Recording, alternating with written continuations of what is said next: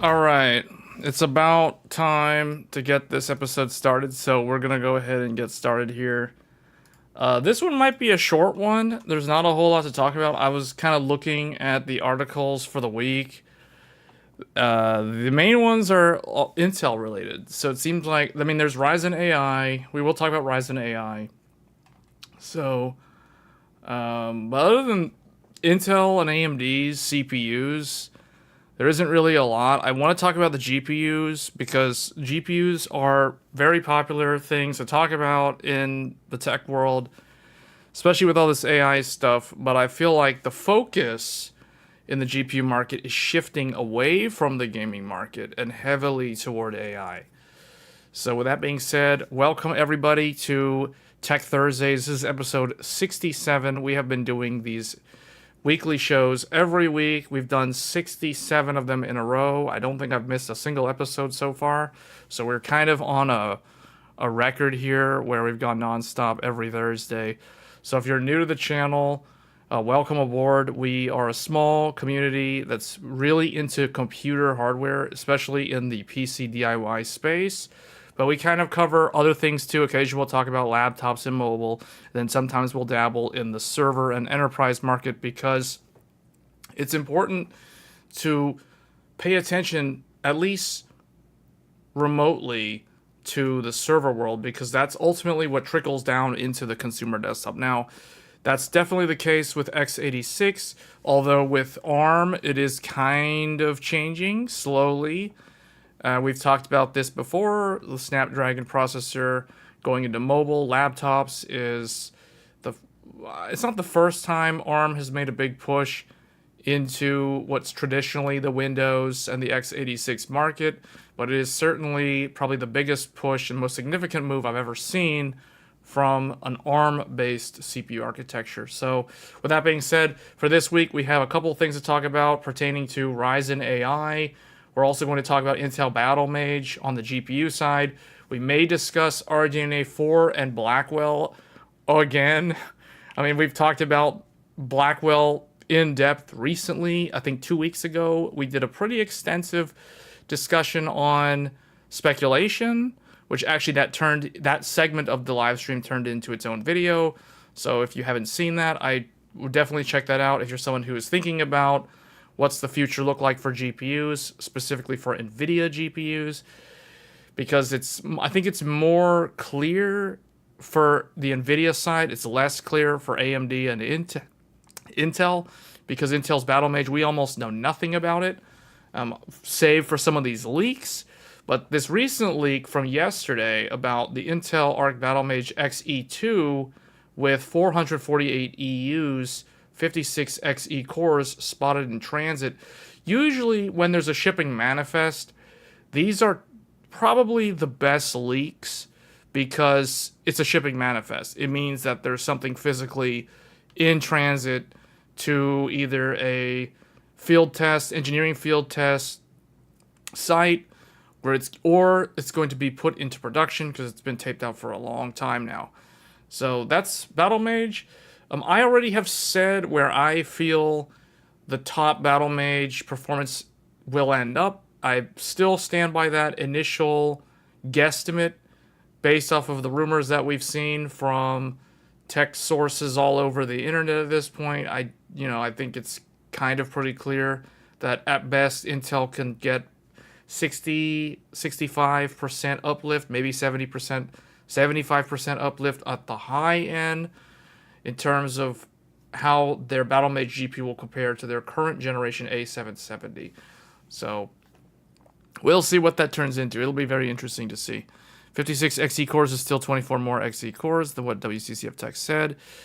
Yeah, but remember, WCCF Tech was saying 45% uplift. So the 56 cores could translate into the 65% uplift that I initially stated. So this actually seems to align more with what I was saying all along. So based off of this one, this basically means, if we're going off of the Tech Power Up article, it means that with a 56-bit bus, we're looking at an RTX 4070 or an RX 6800 performance level for Battlemage. And that kind of, I mean, it makes sense when you think about it. Because if you look at AMD's, well, let's look at NVIDIA's, well, what's a good example here? See, it's bad to use other vendors' stuff. Let's look at A770. So A770 is about as fast as a 1080 Ti or a 2070 Super or a 6600 XT or 6650 XT. Somewhere in there. It's like just below the 7600. It's like 5% or whatever. And the 4060. So it's kind of in there today. So if we look at the... Let's look at... what do I want to look at here? Let's look at the 5700 XT. Just pick one of these. So 5700 XT, and then let's look at the 6700 XT. So 6700 XT is about 35% faster. That's not a whole lot better. It is like one tier above the last generation. So, but if you go back and look, like realistically, okay, let's look at the top end.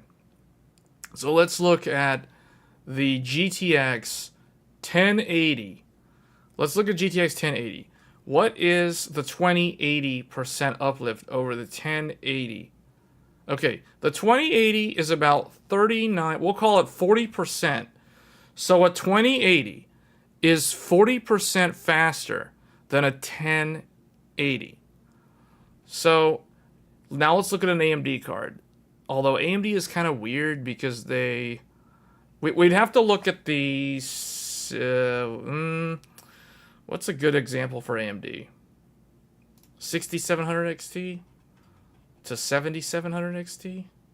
22%. Well, okay, AMD's bad example. AMD's a bad example because they went with like chiplets and that kind of changed their design. So AMD's actually in a really weird spot. Let's not look at AMD. That's actually not a very good example. But you guys see what I'm saying? So from a 1080 to a 2080, you're looking at 40% uplift. So that is a normal goal when it comes to if an engineering team is tasked with developing the next generation of hardware. There typically is a range. There's a performance range or objective that they have to achieve. Think about it if you're playing a game. Like if you're grinding fates in Final Fantasy, for example. If you do a poor job, you're going to get a smaller percentage of the reward. You're going to get the bronze medal. If you do better, you're going to get the silver medal performance tier. If you do the best, you're going to get the gold performance tier, which means you got the most percentage. You maximize the performance gain. So in this case, 1080 to 2080 was 40%. 2080 to 3080 was, wow, a whopping 63%. But that's because they went from a 256-bit bus to a 320-bit bus. So, and it was significantly larger in terms of the core count. So, but keep that in mind. Keep that in mind. So, here, let's look at Paint. Let's get Paint out. I'm losing my concurrent viewers for some reason, but I didn't disconnect. So I'm just noticing that people stopped watching. Maybe it's because I'm talking about NVIDIA GPUs again when we're supposed to be talking about Intel. Where's the thing? Okay, here it is. So GTX 1080 to RTX 2080, 40% uplift.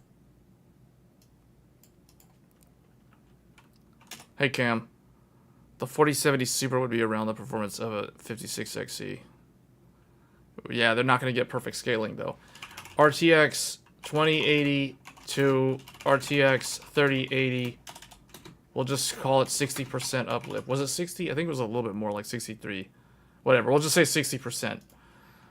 Now we need to do RTX 3080, RTX 4080, and that one is 3080 to 4080 is 50%. Wow. Okay. 50%. So, let's do one more. Let's do one more. We'll do AMD's ones as well, just to see. So GTX 980 to GTX 1080. I think this one's gonna be like 60 to 70%, if I remember correctly. This is gonna be a big one. This is the reason why Pascal. There's a reason why people consider the 10 series the best series. Where is the 980? Here's the 980. 980 to 1080. Oh, wow. I was wrong. It's only 50%. Okay. So, what's very interesting here, and this is probably why the RTX 3080 was so popular. If you look at this, generation to generation, for the 80 class product, we're not talking about the Ti, we're talking about the normal one. 50% from Maxwell to Pascal, you're looking at a 50% uplift. 1080 to 2080, 40% uplift. So the Turing uplift was the least pronounced, but it was there. Keep that in mind. The 2080 to the 3080 actually saw the biggest uplift in performance. I was under the impression that the 980 to the 1080 was more like 70%, but I was wrong. So it looks like Turing to Ampere saw the largest change. 256-bit to 320-bit. Notice that. Notice that, though. So this is the reason why I'm telling you guys, you cannot just assume, when we're talking about Blackwell's 5080 a few weeks ago, you cannot just assume that they're just going to copy-paste what they did like here to here. It's too unpredictable. You go further back, if you go further back, you'll see that it's typically about the same. Let's do a couple more. Let's do more. GTX 780 to GTX 980. This one will be a relatively small one.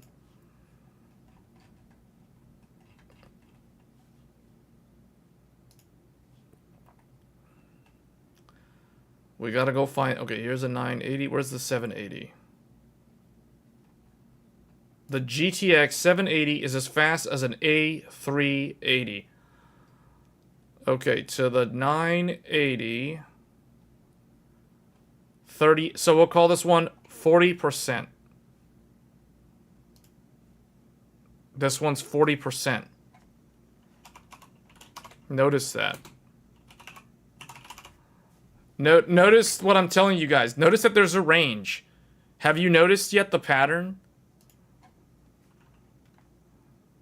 Geralt from The Witcher 3? What? Oh, Mystic Swordsman's here? The Avatar? Okay. GTX... Well, let's look at an older one.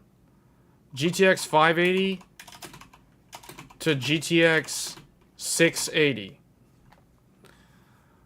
Is that correct? This is where it gets kind of goofy, because now we're starting to look at like cards that were actually the wrong size in terms of die, but Nvidia was stupid and trying to like milk consumers. So this will be the last one I do, because this is the one that's kind of wonky. So 580. I gotta go find 580. Where is this thing? 580. Man, that's a cool looking card. Like, that looks cool. I like these blower style cards.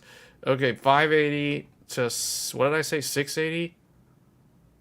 23%. Okay, we're not going to count that one because this is stupid. This is like the big Fermi. This is 384.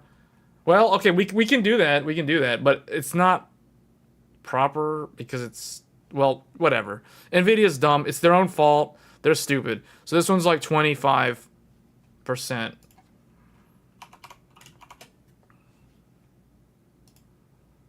There. Okay. So, if you look at this, this is the outlier though, because this is, I don't like this comparison, but whatever, we'll just leave it in there. Because actually, the proper, well, we're doing this and this, so it's valid. It's a valid, we're not going to look at that because that's too far back. 880 is like, how old is that? That's 2007, 2006. No, we're not going to go that far back. That's too far back. The company was way smaller back then. It's completely different from the way it is now. So we're going to go as far back as Fermi. Fermi is as far back as I go when it comes to NVIDIA. We don't look further back than Fermi because things don't make any sense if you go further back. And then likewise with AMD, we don't go further back from GCN. GCN 1.0 is like as far back as I go. So that's like a HD. Let's do AMD next. So AMD, we're gonna start with the HD 7970. And this goes to an R9 290X.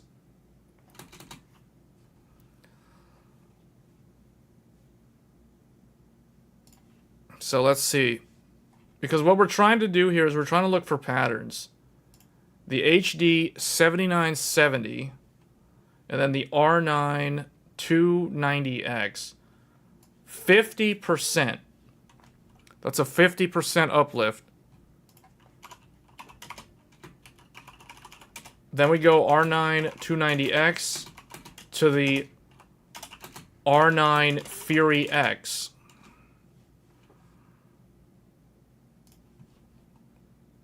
So we go here, R9 290X to the R9 Fury X, which is 31. So we'll call that 30% uplift.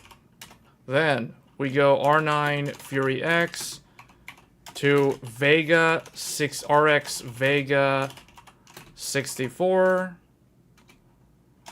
This one is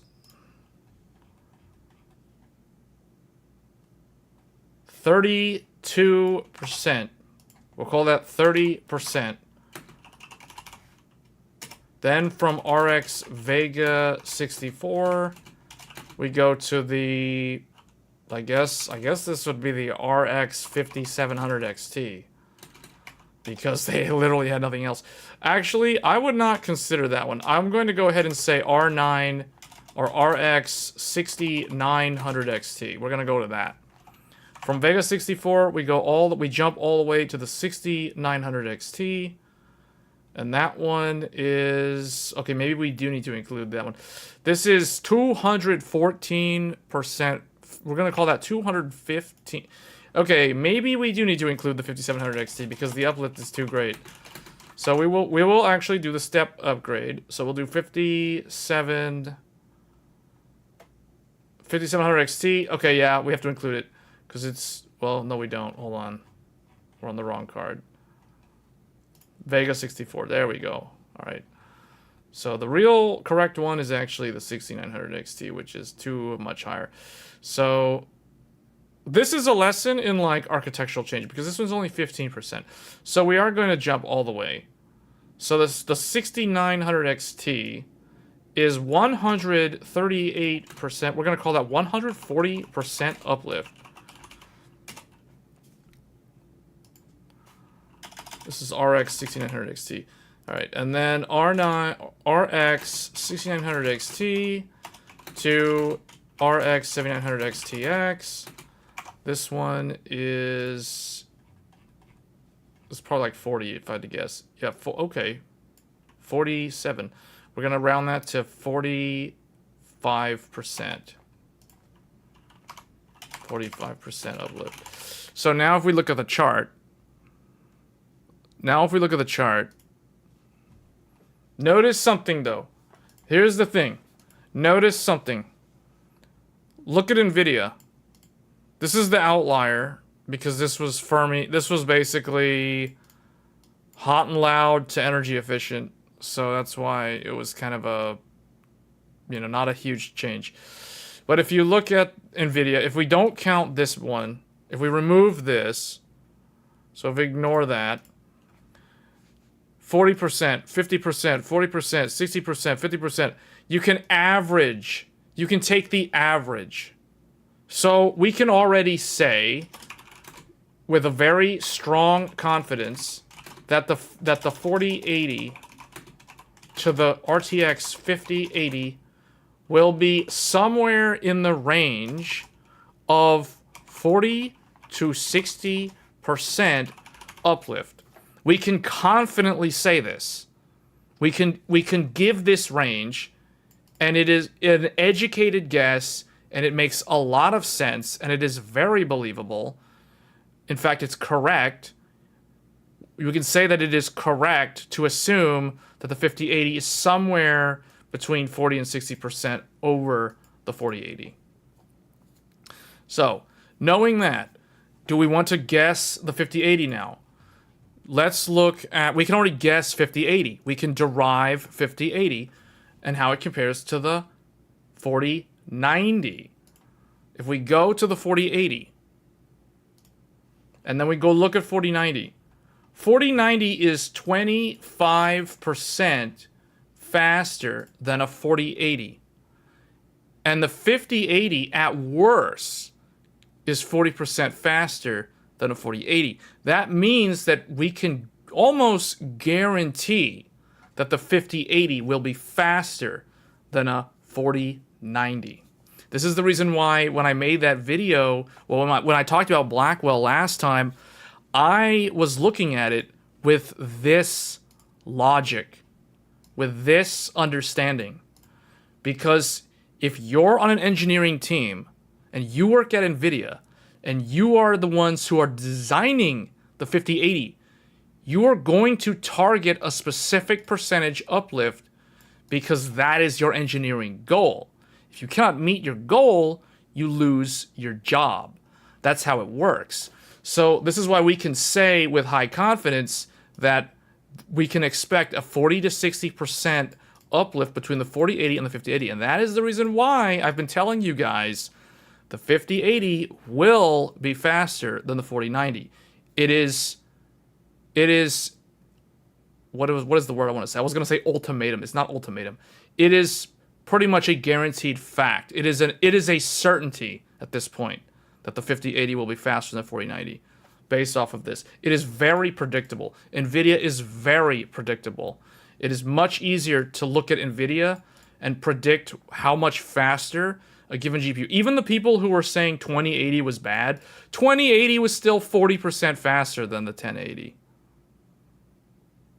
So, yeah. So now AMD is the one. Notice AMD though. Notice how AMD is all over the place. You had a 50% uplift from GCN1 to GCN2. Then from GCN2 to GCN3, you had a 30% uplift.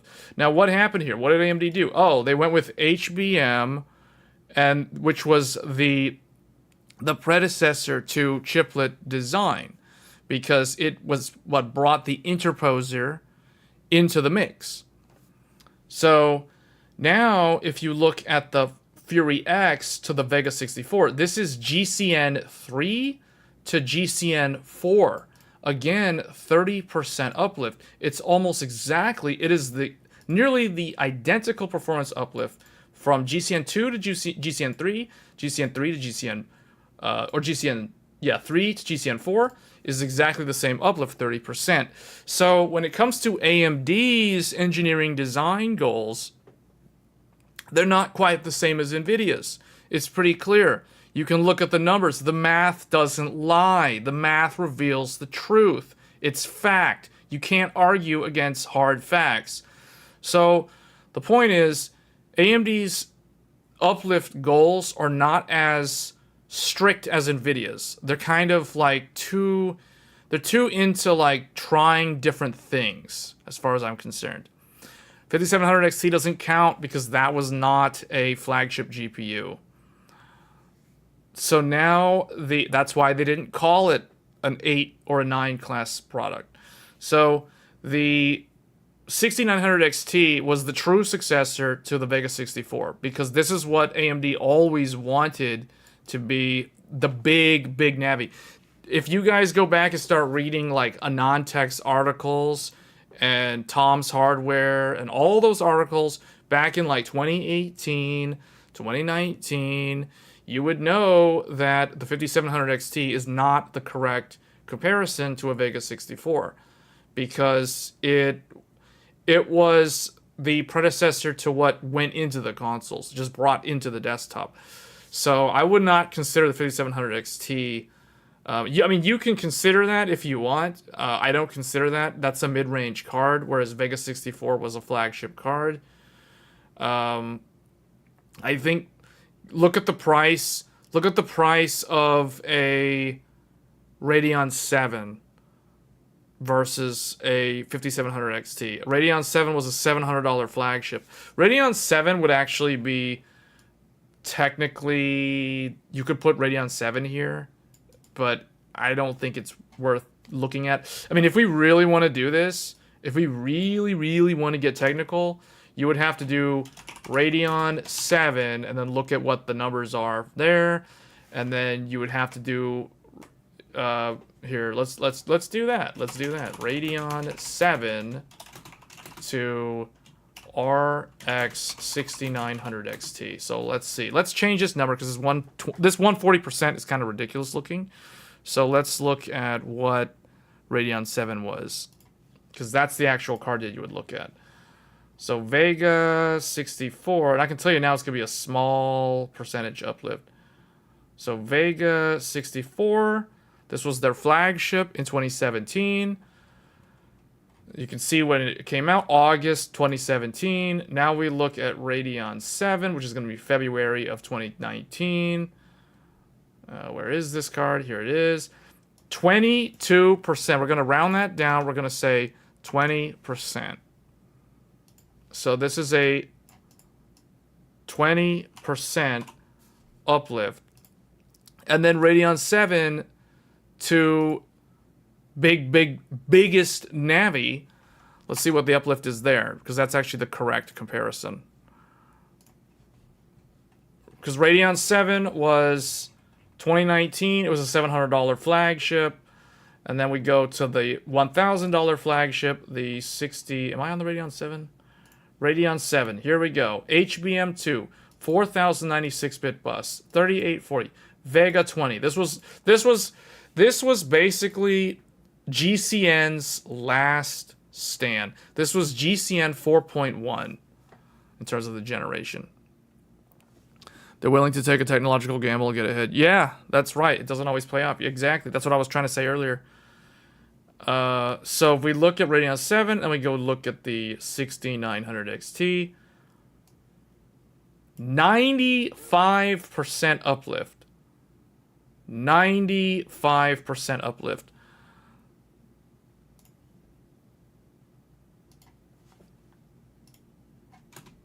That is a massive improvement. Huge uplift.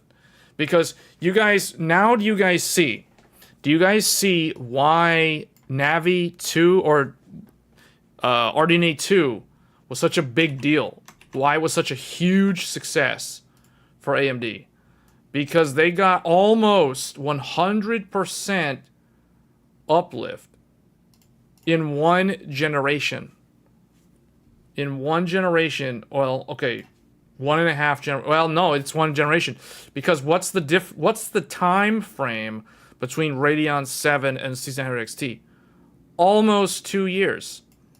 Radeon 7, February 2019. 6900 XT, December 2020. Almost 2 years. That is in line with when these things change. Vega 64, 2017. Radeon 7, 2019. 6900 XT, 2020, the very end of the year. So it's almost 2 years. Because if you bought Radeon 7 when it was new, back in February of 2019, you held on to it for almost 2 years, because you went all the way around the clock to 2020 February. Then you held it all the way to the very end of that year. And that was when the pandemic was going on. Everybody remembers this. That was when 3080 was impossible to buy, and 3090 was an 8K gaming meme. So we all know history at this point. So the point is, it shows what happens when you change architectures. When you make a big chip that has issues with utilization in the pipeline, you get Radeon 7. When you fix all those issues and it's a well-oiled machine, you get a 6900 XT. That's how they got nearly 100% uplift from going from GCN's final iteration to the biggest Big Navi. So that is an outlier. That is an outlier. Because if you look at NVIDIA, NVIDIA never got those sort of numbers in the same time frame. That's what would happen with a GPU design change or Battlemage, if done correctly. Yes, if done correctly. If. That's a big if. Yes. Big, big if. So, that's the reason why. This is the reason why the 6900 XT is probably one of AMD's most legendary GPUs. See, a lot of people are like, oh, 1080 Ti was so good. Well, 1080 Ti was good because it was priced $700 and it outlived like multiple generational upgrades. I would say by the time the 30, it basically outlived 20 series. So meaning like if you had a 1080 Ti, you basically had no reason to get 2080 Ti because it was $1,200 and the uplift wasn't really that much. So it was kind of like this kind of thing, right? It was like it would fall into this category. In fact, we can go look at it on Tech Power Up. But if you were on Vega or Radeon 7, this was like a no-brainer. Because if you were on Vega, very few people had Radeon 7. Most of the people that had Radeon 7 were people who were running a Hackintosh or they were mining crypto. Those are the people that had Radeon 7. So the reality was most people that had a flagship AMD were sitting on a Vega 64 from 2017, which means they had to go 3.5 years before they could upgrade. So, the way I see this is, how often are we going to get these sort of uplifts? It's very rare. It's very rare. But the comment earlier about they're willing to take a technological gamble to get ahead, save costs. I don't know if it's necessarily saving costs. I mean, I kind of think they're going back to monolithic, or at least the design team that does the alternate GPUs, which are typically not the super high-end ones, although they did do the 6900 XT. That is, I think, the direction that they're going. But we'll see. We'll see what they do with the chiplet stuff in GPUs. But if you average these... Now let me get the calculator out. We're going to average these. So NVIDIA. I'm just going to take NVIDIA's... Hold on. How many did we do here? 1, 2, 3, 4, 5, 6... 1, 2, 3, 4, 5. We're going to remove this one because that one doesn't count because that's too old.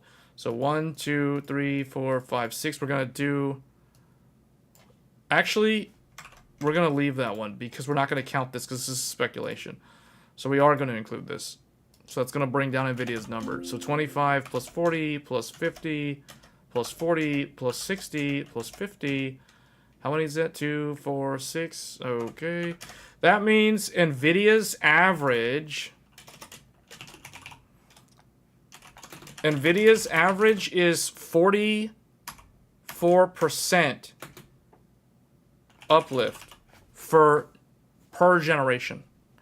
Now let's do AMD's. AMD's is going to be funny because they've got like this really low one and then they have this really high one. So this is going to balance out.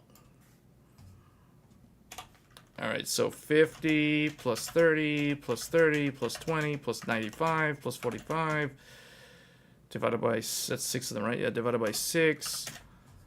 Oh, look.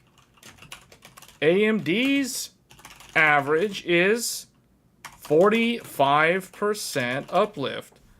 So you can plus or minus 1% to that. It doesn't matter. The point that I'm making is most of the design goals for performance uplift is around 50%. Generation on generation. And you can see 45%, depending on who you're talking to, 45% is close to 50% uplift. So when I say, when WCCF Tech was saying Battlemage would be 45% faster than the A770.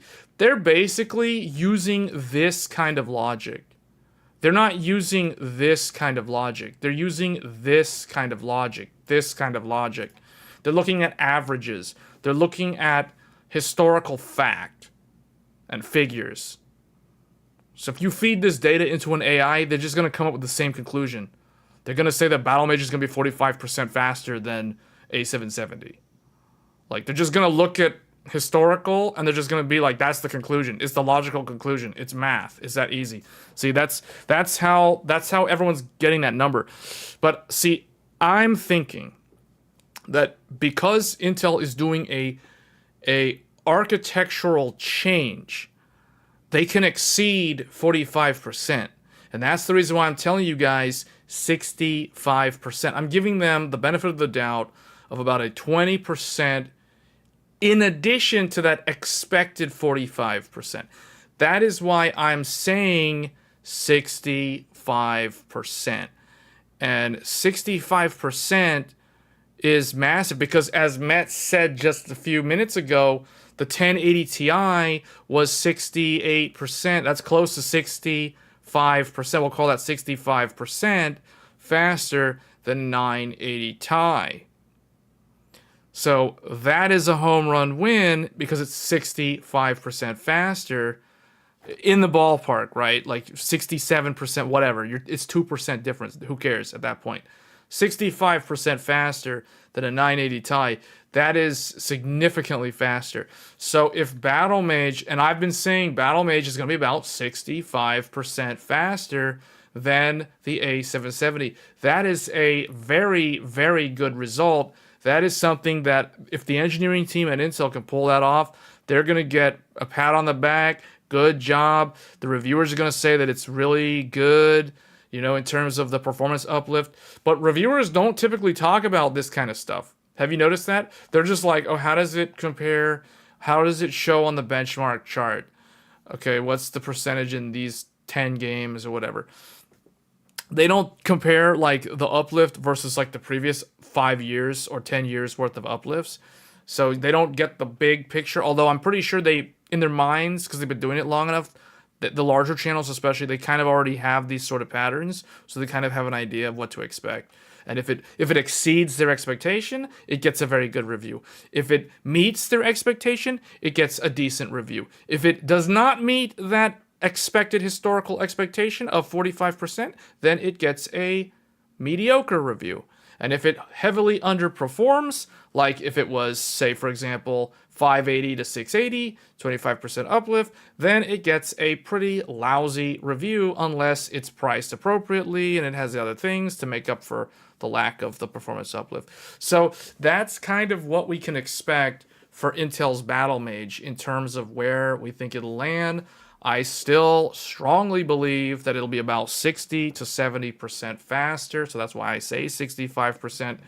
And knowing that, if we go back now and go to the A770,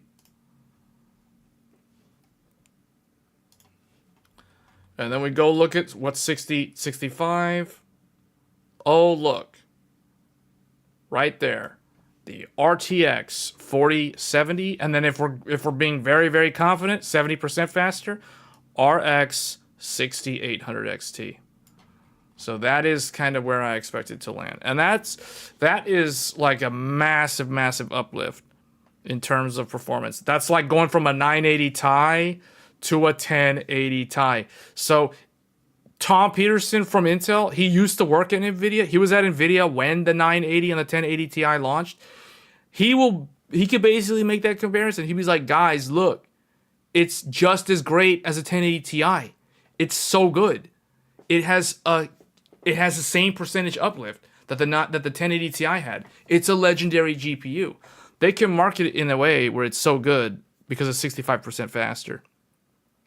If you superimpose resolutions over these generations, the 1080 series has had such a long life.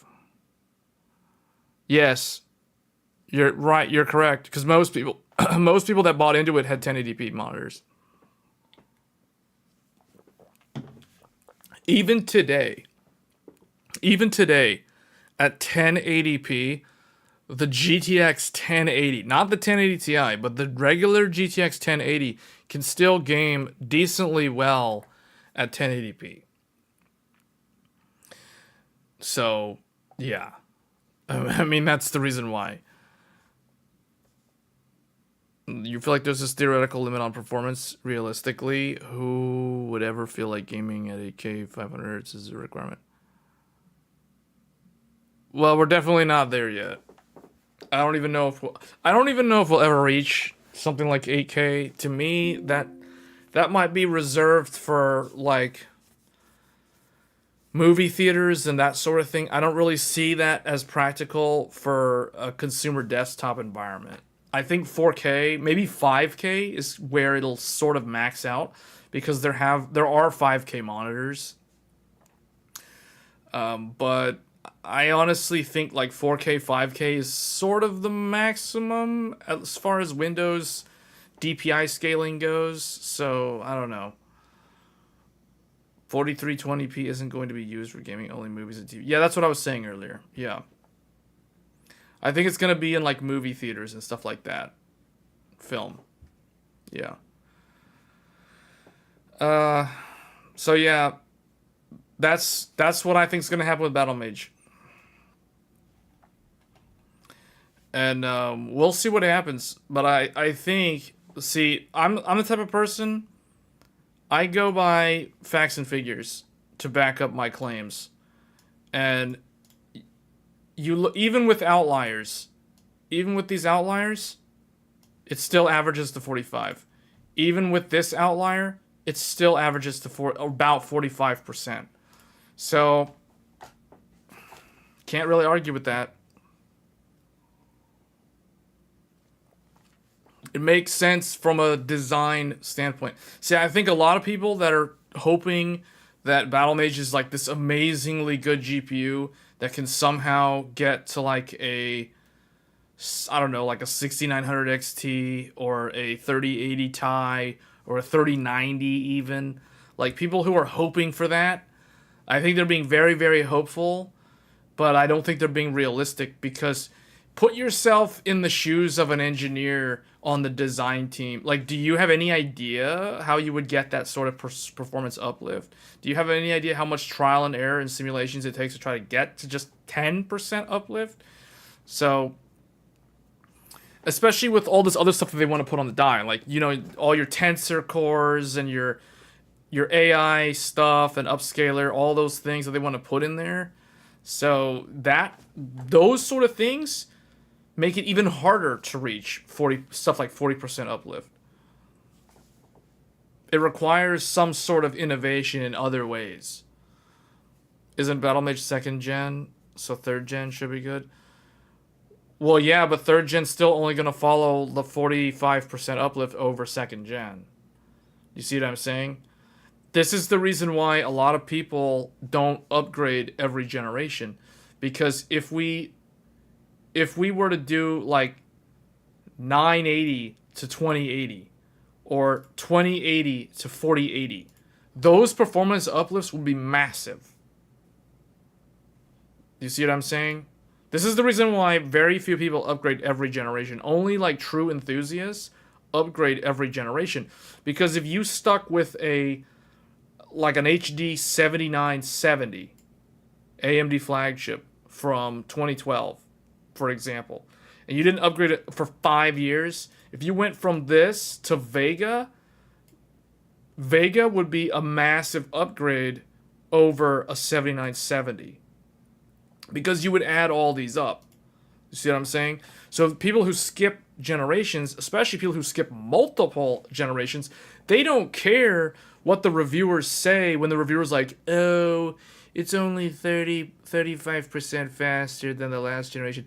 If somebody hasn't upgraded in 5 years, they could care less about those statements, because the total aggregate going from like a Vega 64 to a 7900 XTX, you compound all these uplifts, that's a massive, massive uplift. Those are the sort of uplifts that translates into gaming at 1080p to now gaming at 4K. That's the sort of uplift that you're talking about. You did go from Vega to 6700 XT. Yeah, but see, even then, you skipped, like, all of RDNA 1. You skipped the GCN 4.0 revision. Like, you skipped, like, 2, 3... There's 2 different generations you skipped in there. So...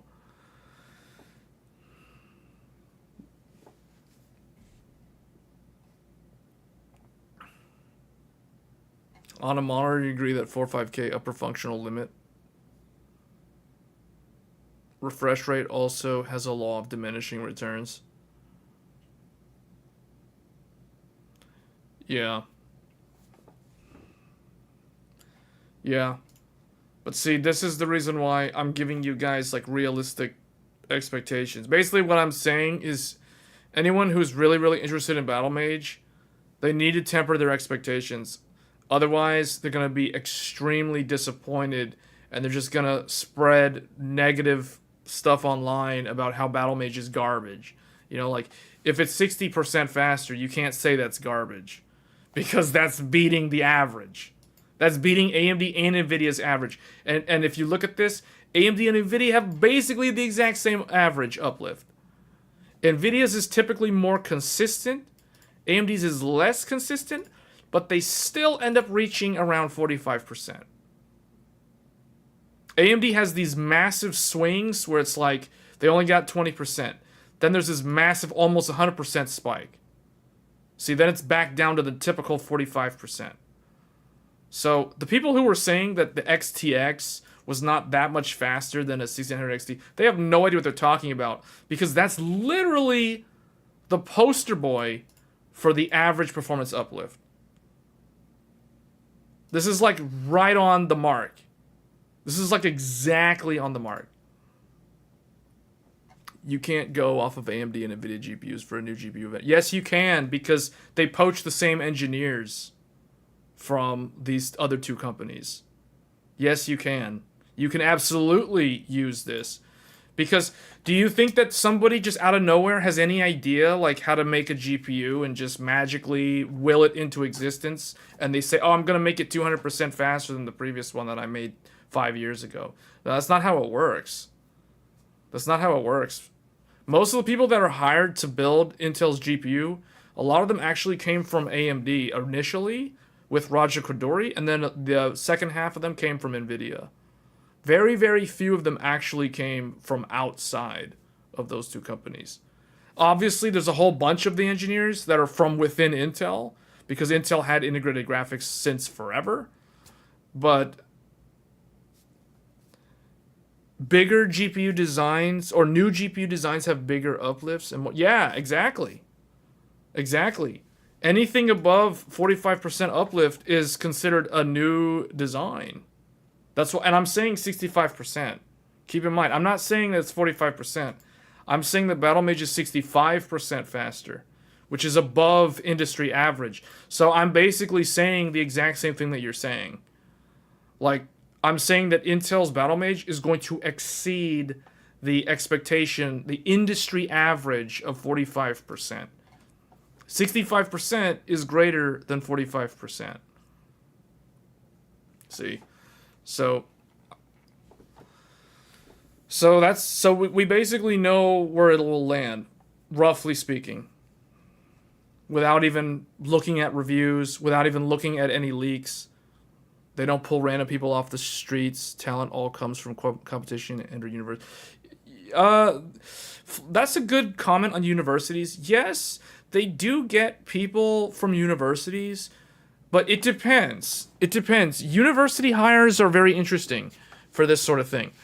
So if you're a new, fresh out of college, do you think that you're going to be making like a competitive 40 class, like a 90 class NVIDIA GPU? No, you're not going to be the guy who's doing that. If you're a PhD graduate who did a lot of research on like, for example, silicon photonics or material sciences, yes, then you will make it into the GPU design team, like right out of college with a PhD. But if you're like someone who just did a 4-year degree and you're not gonna be on like the cream of the crop team that's making like a 5090. That's not how it works. So no, but yeah, PhD guys, they do pull people from universities who did a lot of research into specific things that are very futuristic technology, like for example, like nanoparticle stuff, because especially with all the node shrinks, right? You're definitely going to need like university PhD type of people for dealing with the node shrink, like what happens when you're in the angstrom scale, for example. So stuff like that. But for chip design and like silicon interposer and wafer layout and all that stuff, man, that's coming from corporate. That's not coming from university. It's rare for universities to have those type of people. Those people come from industry. So, but it's a mixed bag. But I would say most of the people that are working on Intel's GPUs are former AMD or NVIDIA engineers. I can pretty much guarantee you that. Or they're Intel engineers that were working on integrated GPU for like 15 plus, 20 plus years. So, the new engineering grads will be the apprentices. Yeah, exactly. So, yeah. They're the ones that are having to do all the Verilog and like QC and all that stuff. Double checking the simulation data. All right, so we now kind of have an idea. So 65% is the number. I stand by that number, and that's what I expect. If it's better than that, then I'm even more happy. If it's less than that, I'm okay. But if it's like less than 40%, then I'm not okay. Then there's a problem. All right, so that's Battlemage. So speaking of Intel, now let's talk about Intel's CPU line. Very little is known about this.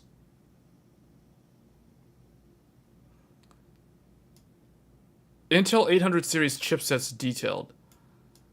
Z890 with IA, B clock, and memory overclock. W880, isn't this like the Threadripper competitor? W880. Q870, I've never heard of Q870. B860 and H810 without CPU overclocking.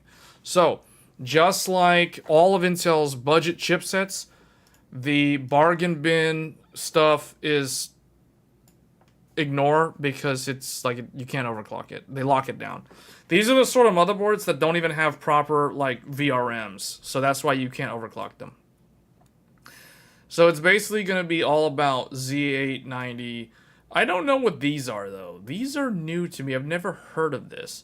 I know W790 is for like the Sapphire Rapids, which competes with Threadripper. So this might be the new chipset for whatever the Threadripper competitor is. But very little is known about W880. Q880, I don't even know what this is. This is the first I've ever even heard of this. Where does Battlemage slot in on a relative performance chart with 6800 to RTX 4070 is where it will land.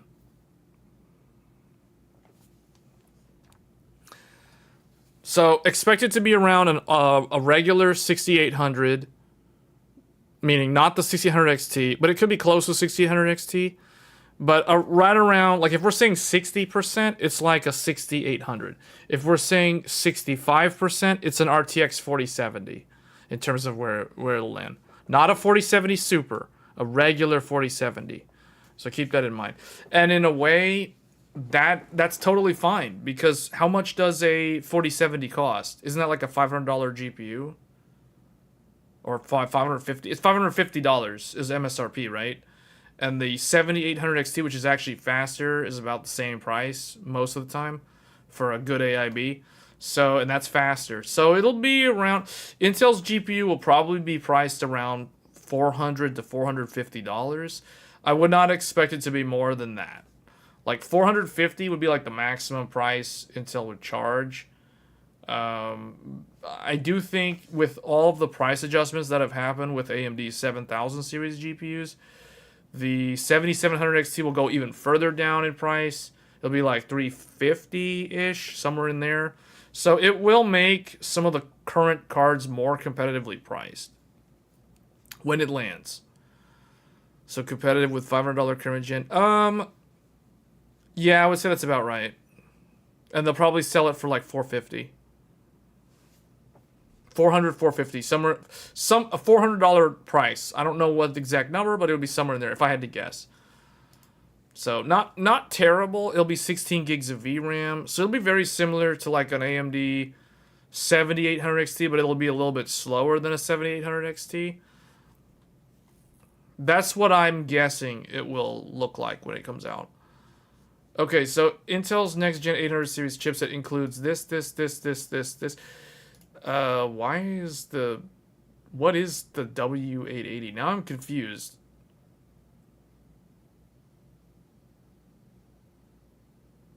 What is the W880?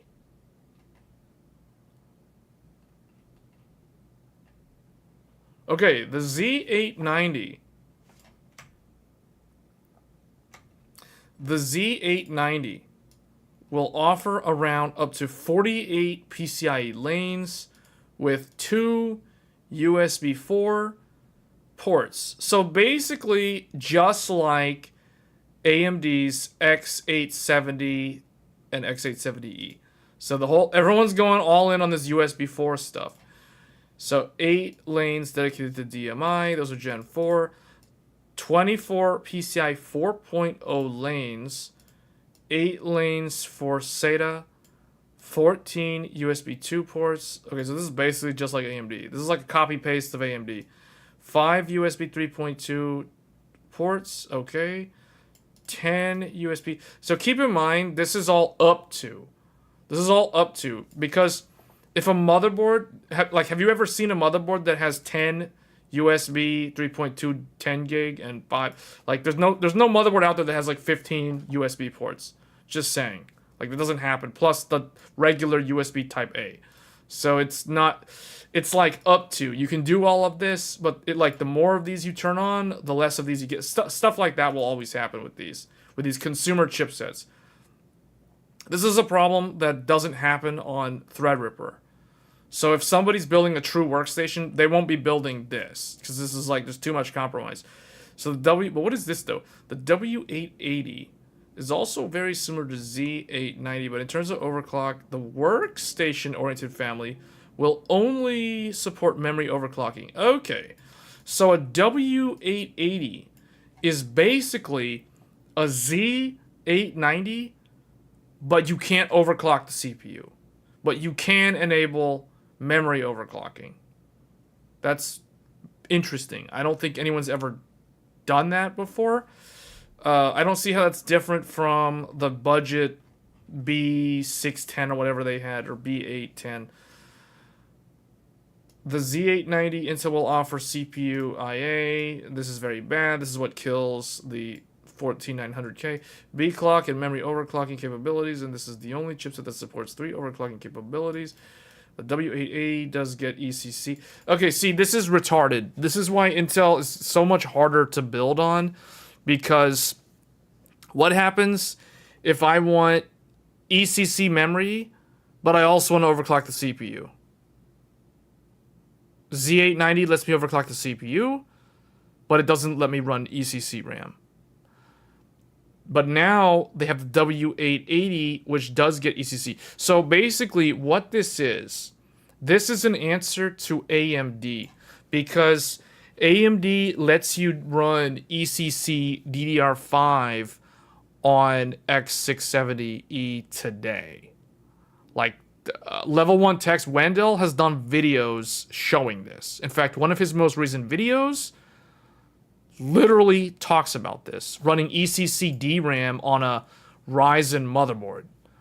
So the fact that Intel has not allowed this for consumer platform, like basically anybody that wanted ECC on Intel, they had to pay thousands of dollars more for the Sapphire Rapids workstation stuff. So they basically had to go with like the Threadripper Pro equivalent on Intel, which had less cores than the Threadripper. And that's the reason why Threadripper has been just demolishing Intel in the prosumer market, because you can't, it's like you can run ECC, but it's like way super expensive on Threadripper Pro. So if I don't want Threadripper Pro, I'll just buy regular Threadripper, which is what I have, and I can run my RDIMM ECC memory, no problem. See, that's the reason why Threadripper is way more flexible than Intel in that regard, and that's the reason why Intel's answer is W880. But the only problem with the W880 is you're still locked into this limited, 24 PCI 4.0 lanes, 8 lanes for the SATA, all this other stuff. So there's all kinds of weird limitations that come with or accompany the consumer desktop platform. And it's like you still can't overclock the CPU. Like if you want ECC, it's like, okay, you can have your ECC and run your little workstation, but now you can't overclock the CPU. It's like, well, why can't I overclock the CPU? It's like, oh, well, you have to buy Z890. Okay, but if you get Z890, now you can't run ECC DRAM. So, you see what I'm saying? This is the reason why it's like, it's been like this with Intel for nearly a decade. Because I remember when, do you guys remember, does anybody remember when was it X299? When X299 launched, and they basically like license gated you out of PCIe lanes on the motherboard, depending on which CPU you bought. Does anybody remember this? Like you had to buy the way more expensive, like $1,000, $2,000 CPU just to get access to all your 64 PCIe lanes. Otherwise, you only had like 28 lanes or something on the exact same motherboard.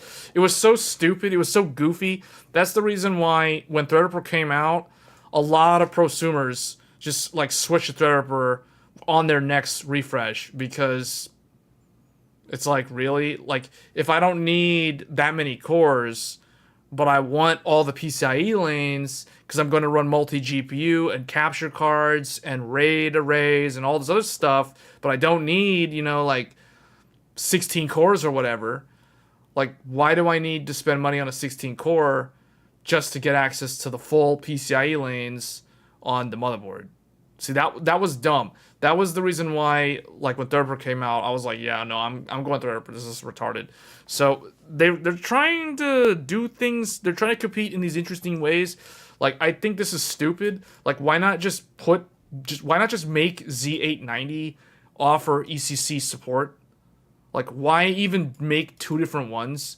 Like, one does ECC, but the other one does overclocking. Why can't you just do what AMD does and make one that does both? Like, what? See what I'm saying? Like, it sounds so dumb. And then now we have the Q870 and the H810, which feature fewer lanes and AIO or IO, but no overclock. While B860 will feature just memory. Okay, so Q870 and H810 are the most locked down. Not only can you not overclock the CPU, you also can't enable XMP. So that means, you know what these are? These are those, like, these are the computers that are like waiter stations at an Olive Garden. Like, that's exactly what these are for. Because you can't run, you're only going to be running like JEDEC 3600, JEDEC 4800 DDR5 on these boards. Because you can't even enable XMP. So it's like, this is totally not for enthusiasts. It's kind of hilarious that they have these many products for the motherboard lineup. And then B860 will feature just memory overclocking support, but also with a lower number of lanes. Okay, here we go. Here we go. This is it. These are the numbers. So, total lanes, 48 for these two. So these are basically identical. The only difference is this one has ECC support, but you can't overclock. And then it just kind of goes down from there. So it's just like AMD. You get two USB 4. You know what's interesting? Intel is supposed to come out with Thunderbolt 5.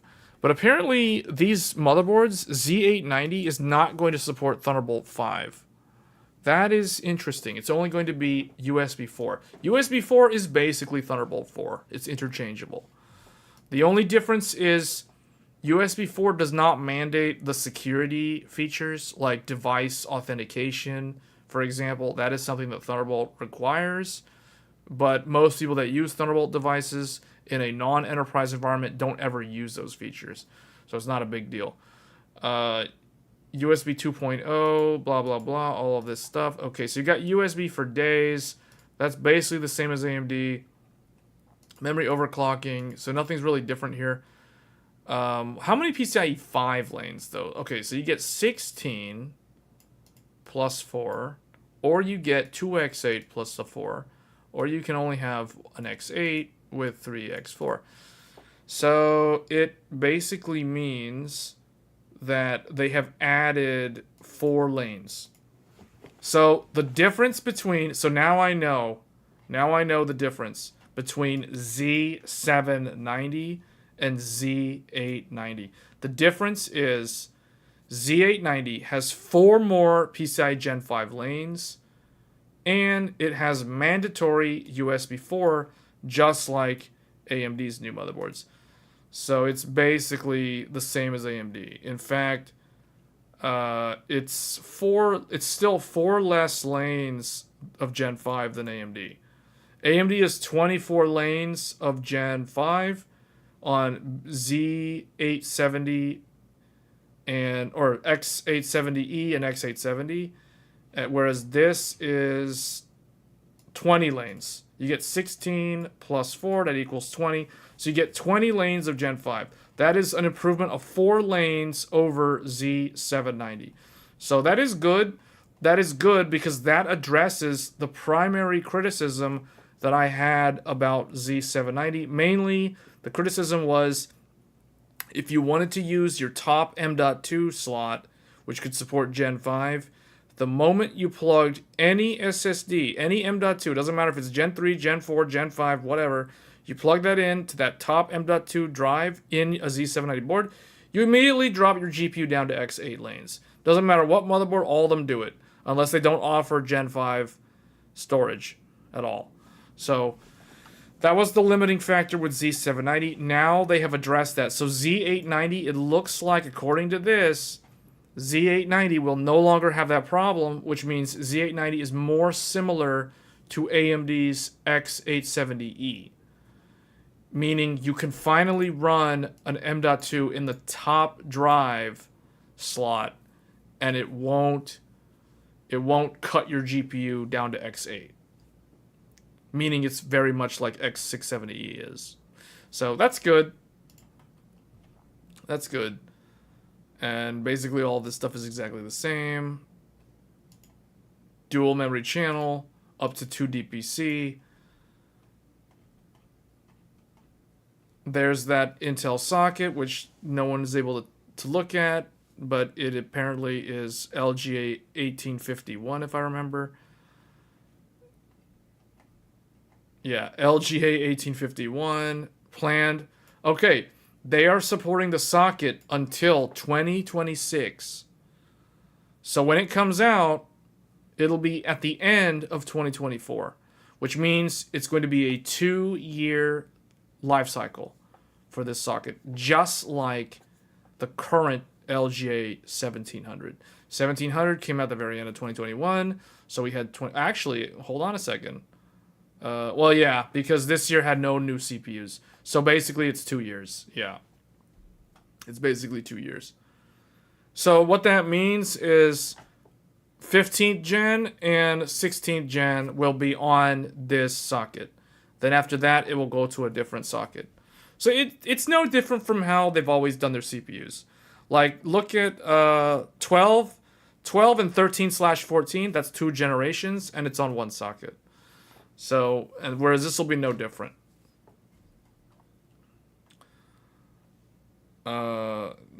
Okay. So it says here, once again, Arrow Lake will be launching alongside the first 800 series motherboards, the Z890 series, by October. I can tell you guys, it's pretty much going to be in October.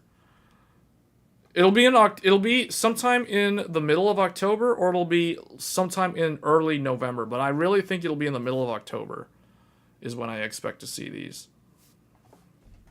So, and that's the reason why I was kind of criticizing AMD last week when we were talking about AMD's X870E, because there was some article, I think it was from WCCF Tech, but it was probably the stupidest article I read, because it was saying something like AMD's motherboards don't launch alongside Zen 5. And I'm thinking, like, how do you do that? How do you launch CPUs and don't have motherboards that accompany them? Who does that? You know, and expect the user to buy a last generation motherboard and then do BIOS flashback? Like, how many users?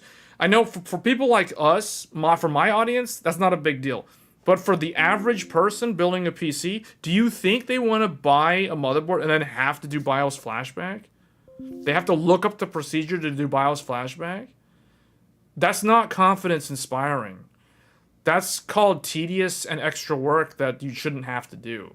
So, if that's the case, if AMD's CPU Zen 5 launches like that, it's going to be a worse launch than Intel's Arrow Lake, because Intel's actually launching their motherboards at the same time, and mainly because they don't have a choice, because it's not socket compatible with the old motherboards. So you have to buy a new motherboard if you want to go to Arrow Lake. Whereas with AMD, technically, yeah, you can update the BIOS and it will work in the old motherboard, just like with AM4. But, you know, like if somebody's buying Zen 5 later this month, do they really want to buy last generation motherboard? Like, I personally, if it's me, if I'm doing a brand new build and I don't already have X670E, what do I want to do? Do I want to buy a brand new 9700X and pair it up with a lame old X670E, or do I want to buy like the actual, it's meant to go with Zen 5 X870E? Like, I'm definitely gonna go with the latter. You see what I'm saying? Like, that's a no-brainer. Some say it's no big deal. Yeah, if they want to just do BIOS flashback, but why would they need to do that? Why force the user into that extra work? You see what I'm saying? Like, that, it's not a good look. It's not. That's what I call poor user experience.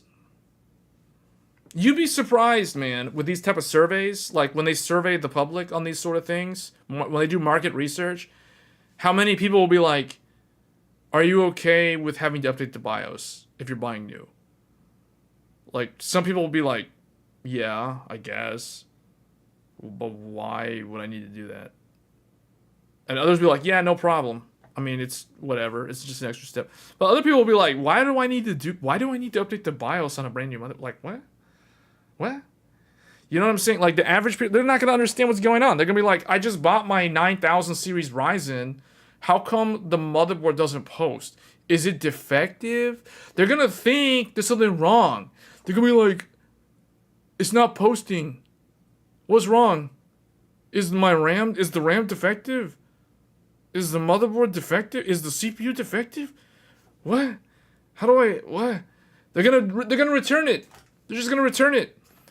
If AMD doesn't launch the X870E with Zen 5, they're going to have like a huge uptick in returns. To Newegg, to Micro Center, Amazon. Send it back. It doesn't work. You're going to get all these supposedly PC builder experts. They're going to try to build it for their friend. It's not posting. I think the motherboard's defective. We got to go back. We got to send it back, man. We got to send it back. Swap it out. That's what's going to happen. There's going to be a ton of people like that. You would be surprised.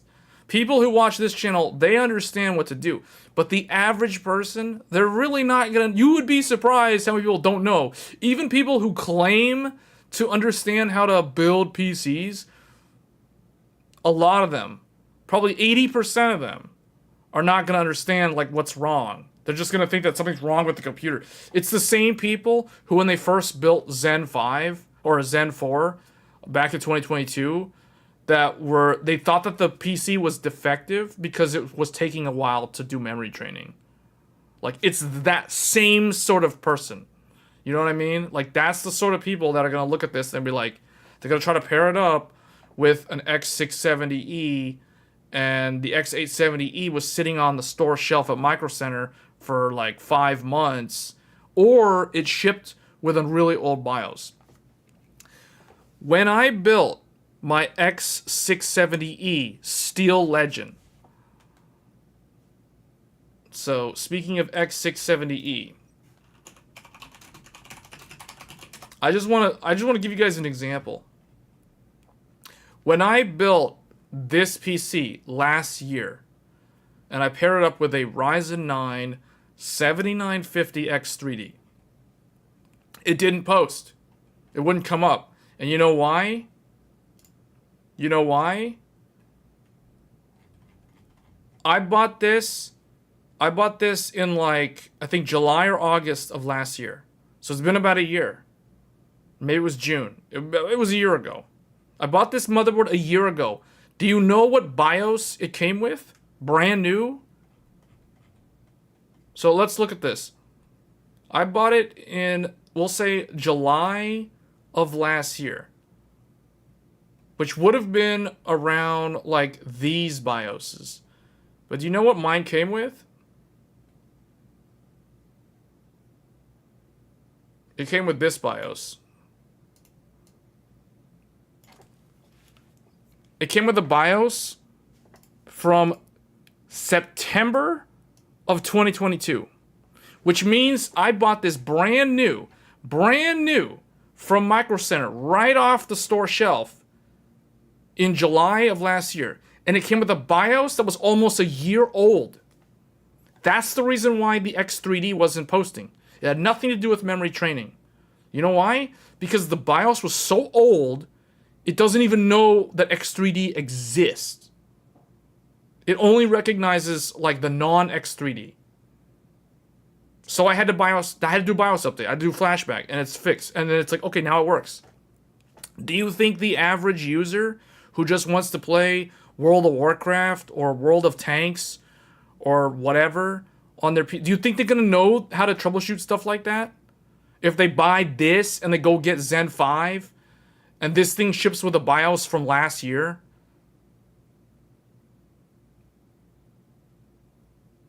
This is the reason why X870E better launch with Zen 5. Otherwise, it's going to be a terrible launch, and it shouldn't have to be that way. Maybe they launch only X870E and X870 and later. I hope that's the case, Max, but that article that we read last week was saying that X870E and X870 launch at the end of September, which is almost 2 months after the Zen 5 launch, which in my opinion is completely unacceptable.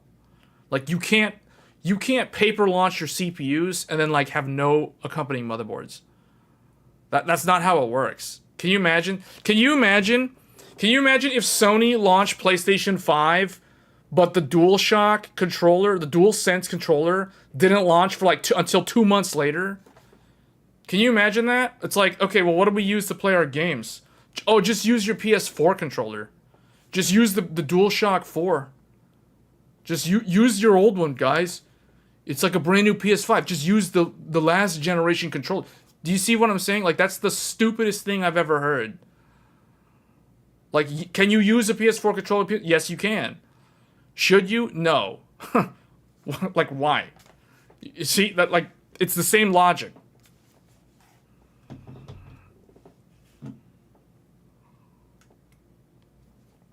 So, but somebody was saying in one of my videos, like, they left a comment saying, like, leave it to AMD to, like, shoot themselves, not in 1 foot, but shoot themselves in both feet and be dead in the water. Because every time they have an opportunity to overtake, they always, like, for some reason, screw it up tremendously. And it's like, if this is true, and there's no new chipset with the new CPU, they basically shot themselves in both feet. And it's going to be like a paper launch. And everyone's going to forget about it.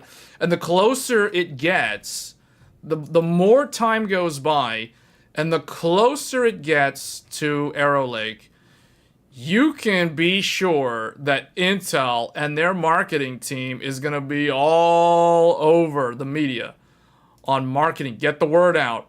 Get the word out, guys. It's coming. If you were having problems with your 14th gen crashing or your 13th gen crashing, just upgrade. Go with our new CPU because it's better. It doesn't have that problem. We fixed all the problems, guys. It's 15th gen. It's so good. Brand new motherboard. It's like so much better. That's exactly what they're going to do. You know that's what they're going to do. That's how it works. That's exactly how it works. So the closer AMD like delays their motherboards, where they align almost within like half a month of the Z890 launch, they're basically just going to get drowned out in Intel's marketing noise like they always do. That's what's going to happen. That's what's going to happen. See, a lot of people forget that Zen 4 launched very close to 13th gen. 13th gen launched, I think it was 3 or 4 weeks after Zen 4. After the 7000 series Ryzen. But most people, most normies, think of like 13th gen. They launched too close together.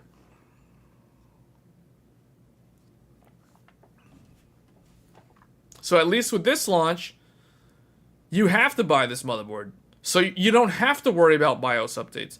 Do you know how many people I run into that never update their BIOS?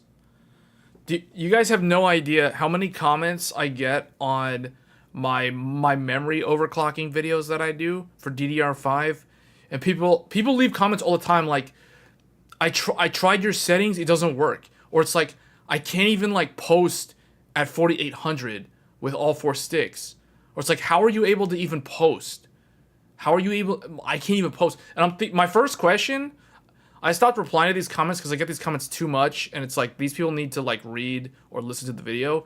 And the first question is, are you on the latest BIOS? And usually the answer is no. Because they're too afraid to update the BIOS because they're afraid they might brick the motherboard or do something wrong. These are the sort of people that are thinking of getting Zen 5. People who are afraid to update the BIOS. People who are afraid to update their BIOS.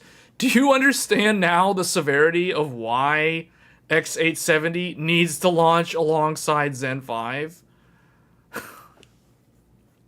Anyway, I rest my case on that. So basically, Zen 5 could be a really, really good launch like Zen 3, or it could be a disastrous launch like Zen 1. You know, like a very mediocre launch. I can see it now. Reddit posts of people online complaining about the PC doesn't post.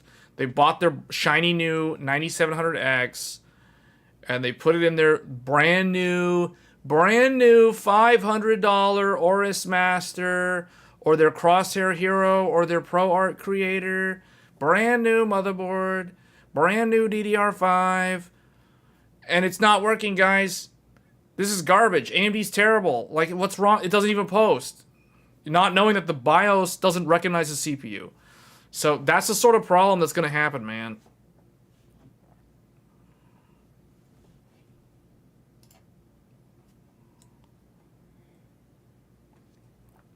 Yeah, but you'd be surprised. You'd be surprised how many people are afraid to update the BIOS.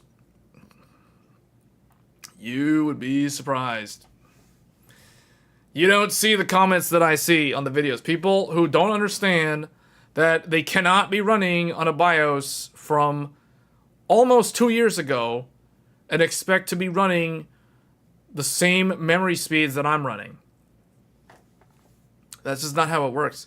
It's going in with the wrong level of understanding, the wrong knowledge level, and also unrealistic expectations. Because the response I always get is, why do I need to update the BIOS? The thing should work out of the box. Apple doesn't have this problem. My Apple laptop doesn't have this problem. Why do I have to update the BIOS? This is retarded. This is stupid. This is like incompetent. You know, like that's the sort of response that people have. Like, I shouldn't have to update the BIOS. That's stupid. Like, why? That's dumb. I never have to do it on Apple. I don't have to do it on Apple. I don't have to do it on my laptop. Why do I have to update the BIOS? Like, that's the response that I get all the time. Like, you shouldn't... Like, I'll get replies. People will be like... When I tell them, you need to update the BIOS to the latest one. Because it adds new functionality. It fixes a lot of bugs. It's a good thing to do. It even has security fixes. You might want to do it. And the response I get is, I shouldn't have to do that because the product should have shipped out of the box and worked. Or, I literally avoided buying on day one and I waited so that they would get all these kinks fixed. So I shouldn't have to update now. Why is it still shipping with an old BIOS? And I would tend to agree. I would tend to agree somewhat with that last response. But, like, as I myself experienced, I bought a motherboard last summer that shipped with a BIOS from 2022. So it didn't even recognize X3D. So, even I experienced that. But I know what to do. But I can only imagine people who are already risk-averse to updating the BIOS... Like, they're gonna freak out. Like, this is too hard. My life is so hard. You know, like, this is horrible. This is a terrible experience. Return all of this. Go buy a pre-build. Go buy a pre-built Intel system. That's basically what people end up doing, man. That's exactly what ends up happening in a lot of these cases. I'm serious. You guys laugh. It sounds hilarious, but it's the sad truth. It's the sad truth. I know a lot of people that once upon a time, they used to build their own PCs, but for the last 2 hardware generations, they just bought pre-builds. Because they're like, I ain't got time for that. I'm just going to buy a pre-build. And they would link me some garbage PC that it's like $4,000, and it has like an Intel 13, or not even that. It'll have like an Intel 12 900K, and it's like almost $4,000. And I'm sitting there looking at that like, dude, you could build the exact same PC for like 1/3 the price. Almost. Like, that's... Wow. So... And they're like, oh, but, it comes with warranty and stuff. I'm like, okay, how often do you want to use the warranty? Like, you really want to send the whole thing back? You see, like, that's why I don't like pre-builds. But I don't need to do pre-builds because it's like, you guys know me, I just build my own systems. It's like, what is this? Like, I'm not going to do a pre-build. Like, why? I'm my own tech support. So, like, but that, like, that's an enthusiast. That's not an average user. That's the thing. I'm talking about average users. Average users don't have the skill set, or they may have done it one time years ago and they haven't touched it in so long that their confidence level has gone down. There's this thing called the learning curve. And learning curve, the more you do something, like, I've built so many PCs, so for me, it's like no-brainer. It's super easy. Oh, BIOS update. Okay. BIOS flashback. Okay. Whatever. But, like, to someone else who hasn't actually done a BIOS update in, like, 10 years or whatever, or ever, like, that's, to them, that's like, BIOS update. Okay, hold on, man.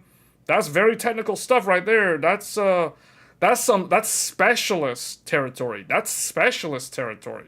BIOS updating? I might have to take it to the store. I might have to get some professional service engagement to, like, fix that up for me. But, like, that's the sort of mentality that a lot of people have when it comes to those sort of things. I'm gonna wait till X870 are out, even if there are gonna be some yummy discounts on it. C-Max, that's the thing, but a lot of people that are going to do that, a lot of people that are going to wait around, like that, I don't think it's good for AMD.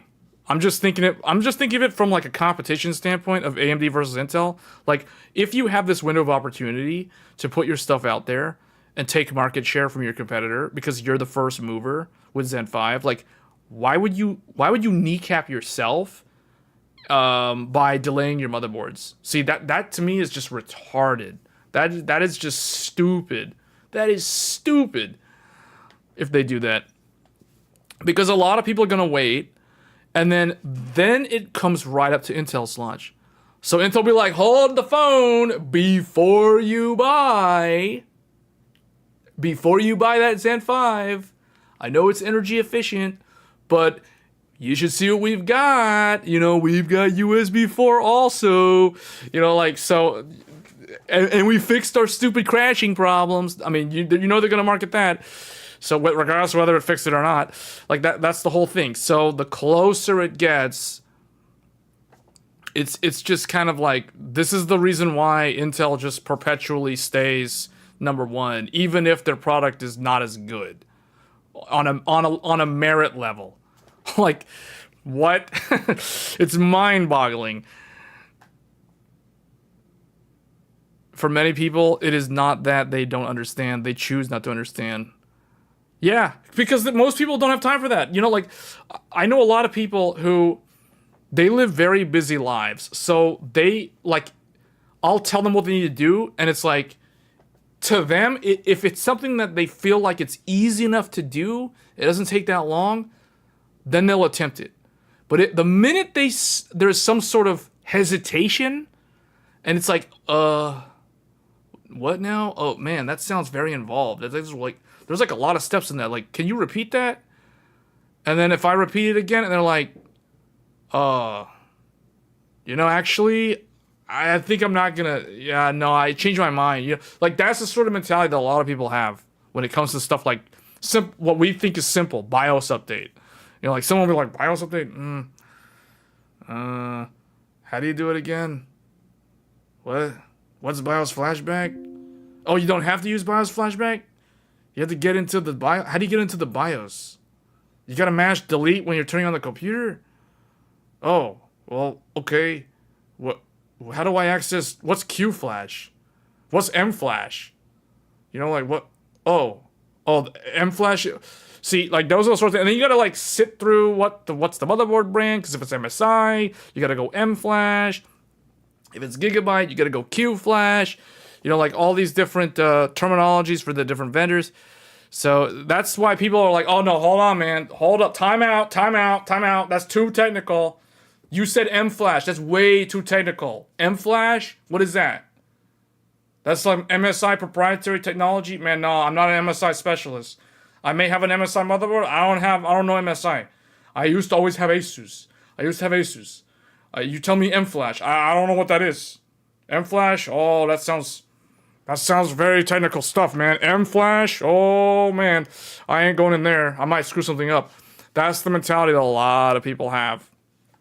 You would be surprised, because they're like, because the minute you can tell them that like you could potentially brick the motherboard, that's it. Nope. I'm out. Nope. We're running JDEC. We're running JDEC 4800. Forget XMP. I don't care. Nope. Not gonna risk bricking my motherboard. See, that's the mentality that a lot of people have.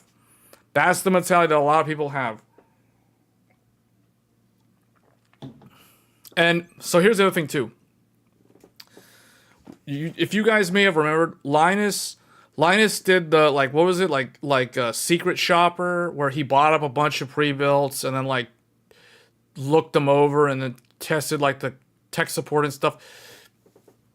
Remember how he was finding a lot of those systems didn't even have XMP turned on? The reason why a lot of them don't have XMP turned on is because those pre-built companies, they don't want to deal with people calling in, why is my PC, you know, crashing randomly in World of Warcraft or in Forspoken. I can't play Forspoken, it's crashing. Why? So you know what they do? They don't turn on XMP because they don't want to deal with people having to tweak the memory. So they're like, if they run it JDEC, is guaranteed stability. The builder doesn't have to think up twice about the stability, because they're just gonna run JDEC 4800 and forget about it. And it's like, if the user's smart enough, because here's the thing, 97% of those sales is totally fine, but the 3% of people who bought the pre-built, they know enough about XMP So they'll be like, why is my XMP not turned on? Or they'll dare to go into the BIOS to turn it on because they'll watch some video from some tech tuber like me showing them how to do like 8000 DDR5 on AM5 or whatever. And they're on an Intel board and they're like, hold up, how do I get 8000 to run on my pre-built? How do I do it? They go in the BIOS. They can't figure it out. They screw something up. They can't get back into Windows. Inaccessible boot drive. Oh no. What do I do? Call tech support. Those are the sort of people that the tech support people at like Dell and those guys, they don't like those people. They don't like the people who watch tech videos and buy pre-builds and then dare to try to like do stuff with the BIOS because it's like, man, why'd you buy a pre-build if you even dare to do that, man? You should just build your own computer at that point. They never build their own PCs, so they are afraid of what they don't know. Yeah, but then you have the people that like they don't adhere to the if it ain't broke, don't fix it. So it's like they want to tweak the pre-build, but my thing there is like, okay, why'd you buy the pre-build if you want to actually do stuff in the BIOS? You know what I'm saying? Like, why? The logic is weird, but everybody's different, so you know. That's just how it is. Okay, so that's Z890. It's basically on par with X870E. Both of them have USB 4/Thunderbolt 4. Both of them have similar PCIe lane counts. The difference is AMD has slightly more Gen 5. Intel has slightly more Gen 4. This is exactly the same as the way it is today on the current generation. So nothing really changes. All right. So those are the CPUs. Ryzen AI Pro supposed to debut as APUs, which means they could come to desktop in October. I don't think this will actually... I would be very surprised if this comes to the actual desktop. It could, but I don't... Oh, maybe for OEM. It could come to OEM pre-builts and stuff for the embedded market. So yeah, something like that would make sense. All right, what else? ASRock renames the Radeon 7900WS. So I reported on this back in June, because technically it's July now. So I reported on ASRock doing a what they call a workstation 7900 XTX using a blower style cooler. And not only did they go with the blower style cooler, they also went with NVIDIA's 12+4, the controversial melting connector. So that is very interesting. ASRock went with this connector for a Radeon 7900 XTX. Then not only did they go with the NVIDIA power connector, they went with a blower style airplane volume level fan. Very interesting stuff from ASRock. Now, the thing about this though, I was trying to do some more research on this, and this news article doesn't talk about this, but somewhere I read that the BIOS power limit is significantly lower than what you would get on a typical, like a Tai Chi, or a Nitro Plus, or a Red Devil, or an XFX Black Edition card. You know, like this, because it's a blower style dual slot, they run it at a much, much lower power limit in the BIOS, so it wouldn't be able to boost as high as your typical factory overclocked XTX that you would find on a flagship AIB card. So, which means this thing runs slower than stock. Like, this will run slower than a stock reference 700 XTX.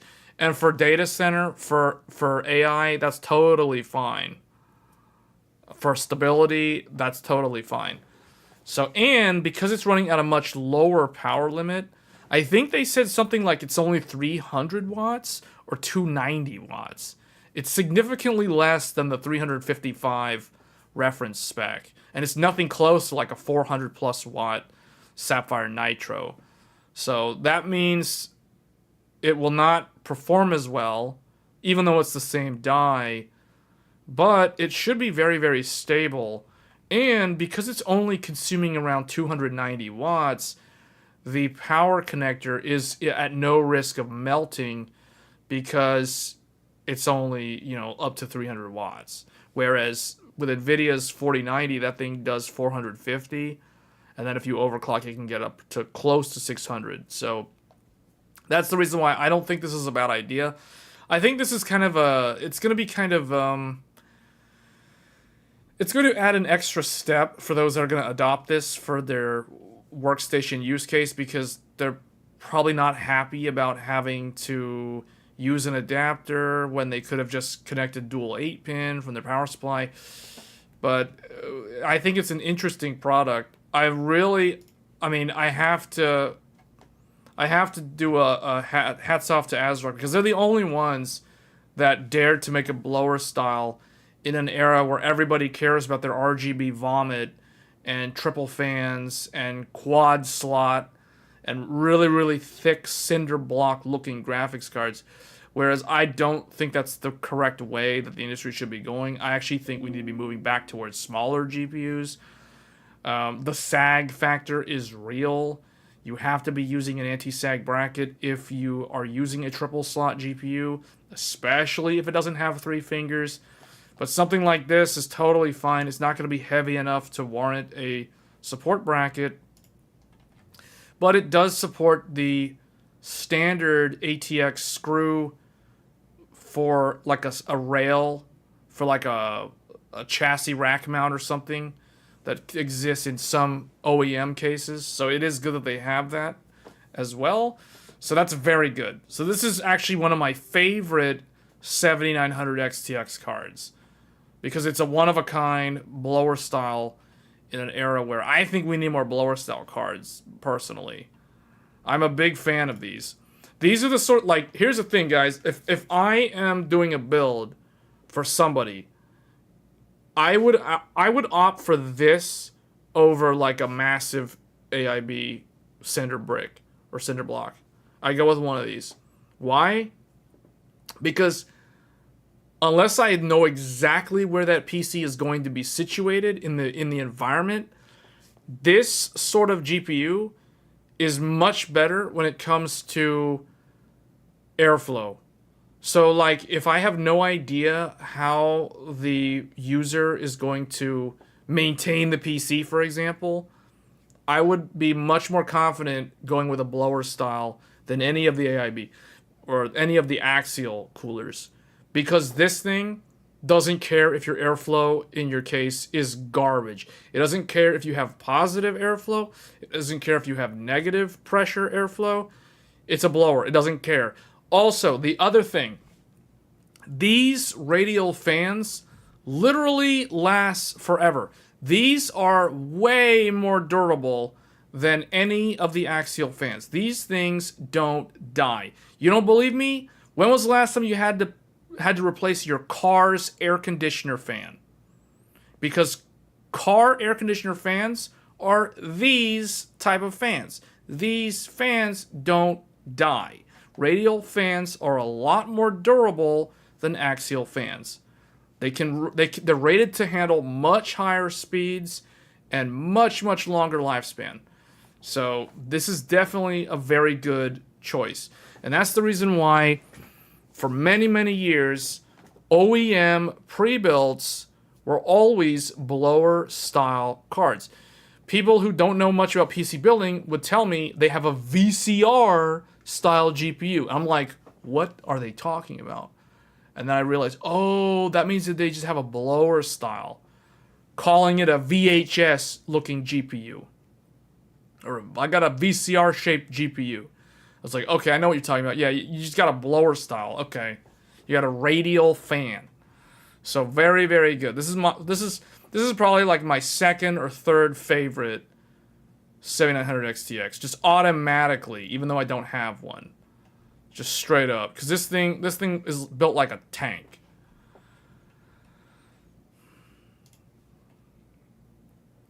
All right, and then probably let's see. Okay, let's which one do I want to talk about next? I guess let's do the final Intel article that I wanted to discuss. So Intel's 10th gen and the 12900KS, specifically the 12900KS, are now end of life. They're now officially end of life. So the 12900KS and the 10th gen are EOL. EOL, for those that don't know, that means end of life. So right here we go. It's official. This is from Intel's documentation. Change notification. Select tray and box 12 gen Intel Core i9. Only i9, and it's only a specific model. They're listed here on the right. Are now end of life as of July 1st of this year. So we are now on July 4th. It is Independence Day in the US. So 12900KS, goodbye. It was nice knowing you. So that's the end of that one. And then also the rest of them. Here are the other CPUs that are on this list. All these 10th gen CPUs. So i5 10400F, i3 10305, all 10th gen. Comet Lake, even the Xeons, Xeon W1250, Core i3, Core i5, Core i3 this, Core i5 that. A whole bunch of Celeron G5905, Celeron G5900T. These are now all EOL. This is very interesting because this marks the end of 14 nanometer plus. Four pluses. So it's the end of 14 nanometer plus. At long last, it's finally ending. It had a very long lifespan. 4 years. 10th gen had a 4-year lifespan. It lived way longer than 11th gen and 13th gen.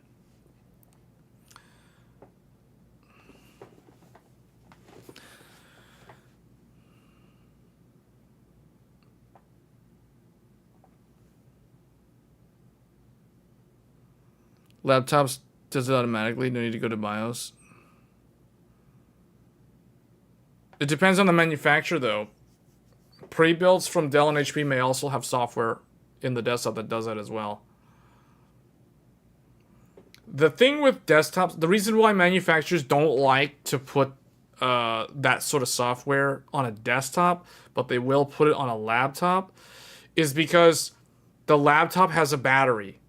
So they commit, like that software, so the software that you described that Lenovo has, because it's a laptop, Lenovo will let that script run to update the BIOS, but it will only run if the battery has a certain percentage of charge, and it's also going to tell you to plug in the AC adapter.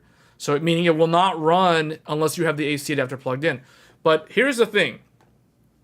Let's say somebody's updating the BIOS on their Lenovo laptop and they have it plugged in to the AC adapter. The battery's charged above the range, above, I think it requires like 65-70% battery minimum before it'll even run. So let's see, someone meets both of those requirements, and then the thing is updating the BIOS. Now, let's say this user wants to live life on the edge. So while it's updating the BIOS, they pull the plug. They pull the plug on the AC adapter while the BIOS is updating on the Lenovo. Now, because it's a laptop, it'll keep on running because it'll switch to battery. But the reason why these manufacturers don't like to run this software that updates the BIOS on a desktop is because the desktop doesn't have a battery. So they don't want the user who likes to live life on the edge to be watching the BIOS update, and then they look over at the power cord on the wall, and it's a desktop, and they're like, SpongeBob SquarePants moment. I don't need it. I don't need it. I definitely don't need it. And then they go and they pull the plug from the wall while their BIOS is updating on their desktop. And then they brick their computer. Because they're explorers. They're adventurers. They want to know what happens. Their friend told them bad things happen if you lose power while you're doing a BIOS update. But they're not risk averse. They want to know what happened. What is the bad thing that will happen? What could possibly go wrong, guys? It says it's 43% updating. Okay, once it's at 50%, I'm going to pull the plug on the wall and see what happens. I'm just going to pull that plug. I'm going to see what happens. 50%? 50%? Pull the plug! Oh! The computer shut off. The computer shut off. Press the power button. Or plug it back in. Press the power button. Black screen. Black screen. If they have a postcode debug, BIOS code 00. Or 0D. Doesn't matter. 00, 0D. On your postcode debug on your motherboard. Uh-oh. I need to call up my friend, my tech friend. What do I do now? Hey man, I was updating the BIOS. I wanted to see what happens. So I pull the plug. Dude, that's like the most retarded thing. If somebody told me that, if somebody literally did that and told me that, I would just tell, I'm not your friend anymore. Sorry. Like, you like to live life on the edge. That's a little bit too extreme. Sorry, man. I'm out. You're on your own. Yeah. Sorry. Yeah, you weren't meant to handle technology. That's basically my response. But that's your answer. That's the reason why desktops, pre-builds, typically don't have software that automatically updates the BIOS.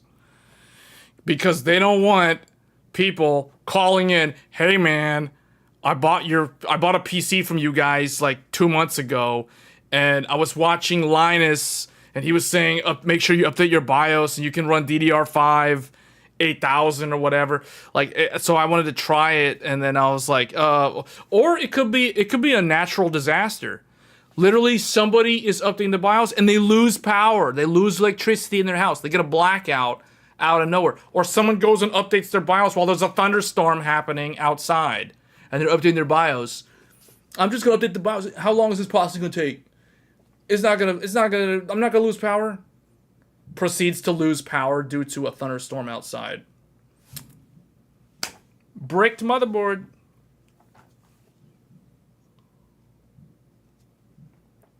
There you go. Doesn't matter if you buy a pre-build or you built your PC. Don't update the BIOS in a thunderstorm. Lesson learned. So 12900KS and the 10th gen are now EOL. So that means the only remaining Intel CPUs currently that exist are 12th gen, except for the KS, and 14th gen. Because 13th gen was already EOL. 13th gen went EOL before 10th gen. Keep that in mind.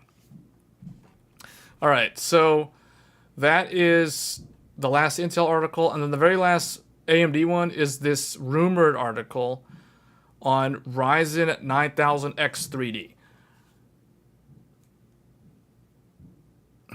Everyone you deal with when they want PC, you tell them to get a UPS.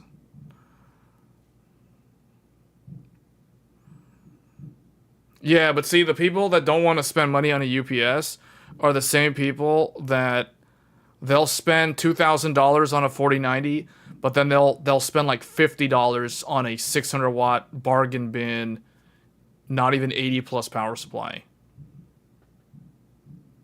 Those are the sort of people that do stuff like that. So anyway, as we approach the launch of Ryzen 9000 series, information on Zen 5 becomes increasingly detailed. According to a report from WCCF Tech, I guess it's WCCF Tech. X3D will support overclocking, an interesting change to one of AMD's most successful series. So, with the next generation, AMD has teased some cool new features for Zen 5 X3D CPUs, but we have managed to learn that among those features is full support for OC. It's not just PBO or OC or curve optimizer tuning. Enthusiasts on the AM5 platform will get full overclocking support with the next gen. Who told them this? Who actually said that, though?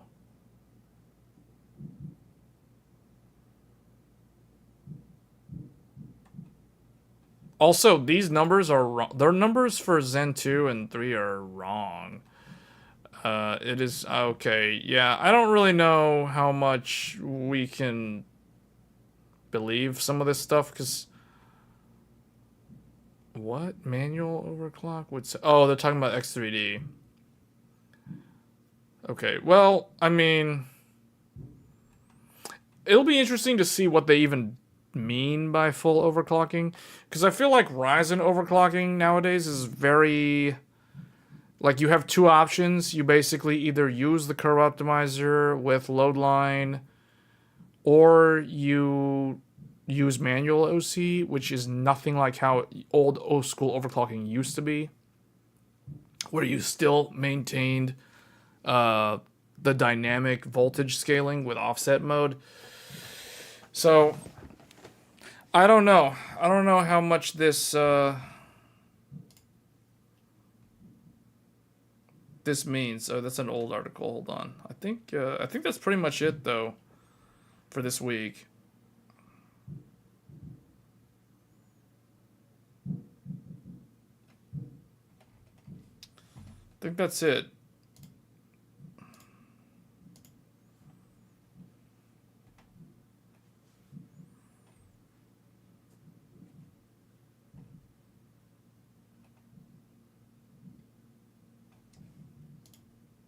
What is this? Oh, this is from... Wait, this is July 3rd? ASUS announced that the dedicated launch event for the company's next-gen laptops powered by AMD hardware has been pushed back. The event originally scheduled for July 8th has been moved to July... Okay, well, that's like 1 week. So, whatever.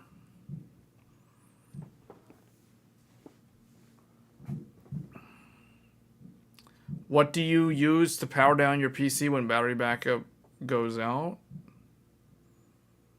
What do you mean?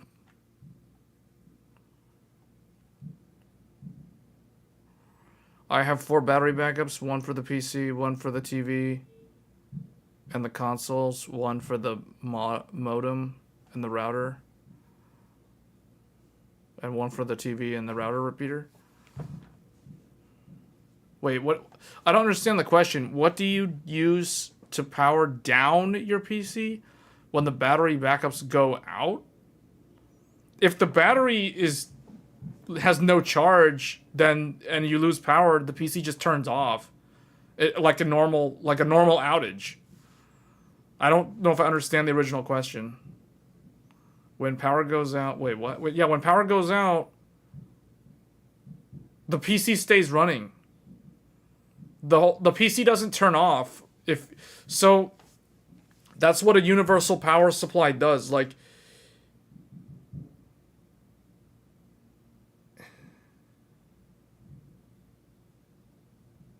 the UPS basically has a battery.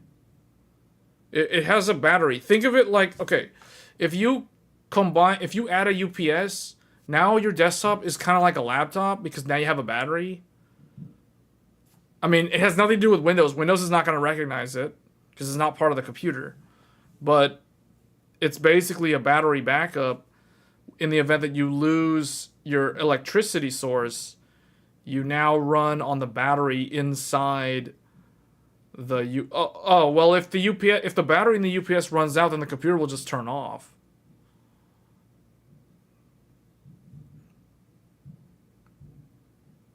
Oh yeah, Nero. If you've got one that has the USB, then yeah, then you can monitor it. But I don't think it still doesn't work the same way though, right? Like, I don't think it works the same way because with a laptop, they actually have the motherboard has circuitry that like communicates directly with the battery at a firmware level and reports that to the operating system because Windows API has all those hooks to basically like monitor that, and that's the reason why it can tell software. Like, for example, going back to Lenovo's BIOS update stuff, like it can tell Lenovo software, hey, this battery has 70% charge remaining. And okay, the next condition is the AC power connected? Yes. Okay, we can do the BIOS update. If one of those two conditions is not met, it's not going to do the BIOS update. Windows sees it as an attached battery and shows the battery. Oh, interesting. Okay, that means there's some kind of software that you install that adds that functionality to Windows. Yeah, I've never used a UPS that has a USB cable like that. All the UPSs that I've used are really old, so they never had those things. But that's cool. Yeah, that's actually a really good... Okay, that's a very good thing to have. One that actually tells you the percentage. That's good. Man, I might have to look into that. I never thought of that. I never thought of like the USB cable on a UPS. See why I always advocate for motherboards that have lots of USB? Do you guys understand now why I always look at the USB ports on the motherboard?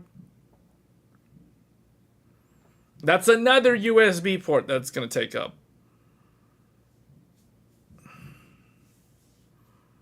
So the question is, does the Steel Legend have enough USB ports?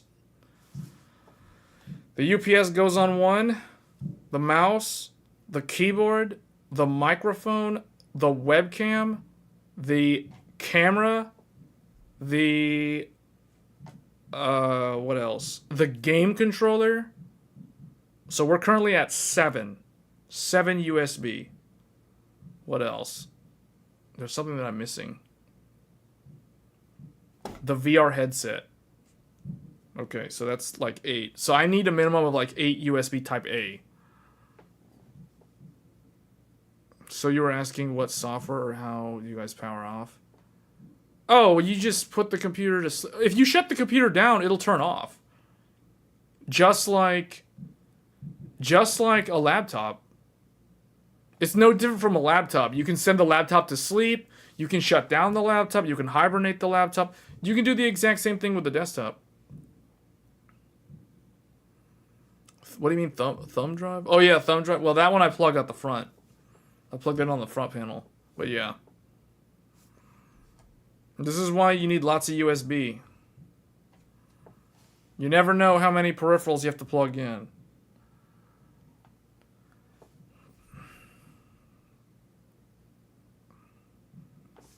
Alright, but I guess that's pretty much it for this episode. I didn't really have much to talk about. I mean, like, literally, I just want to talk about Battlemage. We still don't know anything about RDNA 4. In fact, I think we know far less about... Well, we know Battlemage is kind of a new iteration to Alchemist. RDNA 4 is the one that's... The rumors are, like, all over the place on that one. So I don't even know what to say about RDNA 4 in terms of speculation. Blackwell is pretty obvious, or it's pretty easy to guess the performance uplift, like we talked about earlier. The AMD stuff, I don't know, like RDNA 4 is gonna be like 5700 XT, because here RX 5700 XT, or I guess here, let's do it this way. Radeon 7 to RX 5700 XT. Even though these are not proper comparisons, what was the answer on this one? I know it's a negative number.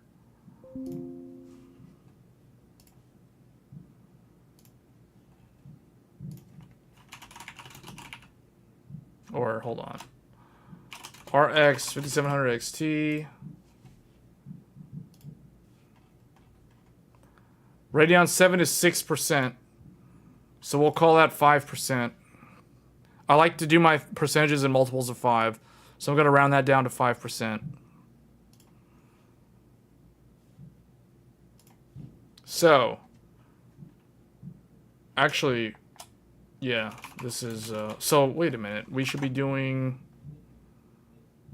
hold on, that's not how you go negative. So we gotta do Radeon 7 to this card. Okay, so it's basically 6% slower. So, whatever, negative 6%.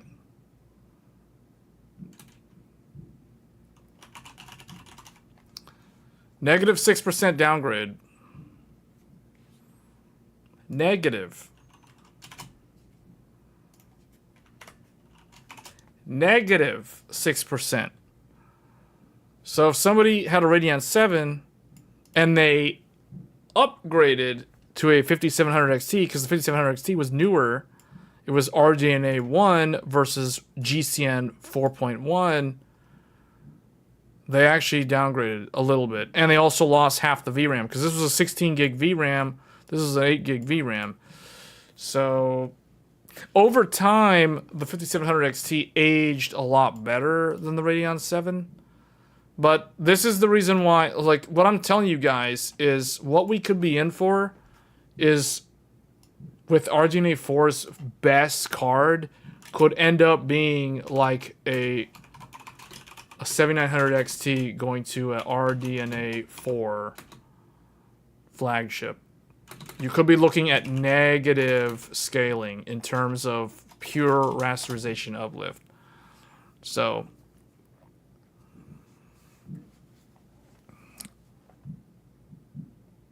ray tracing will see a huge upgrade on RDNA 4 since Sony is adding it to PS5 Pro.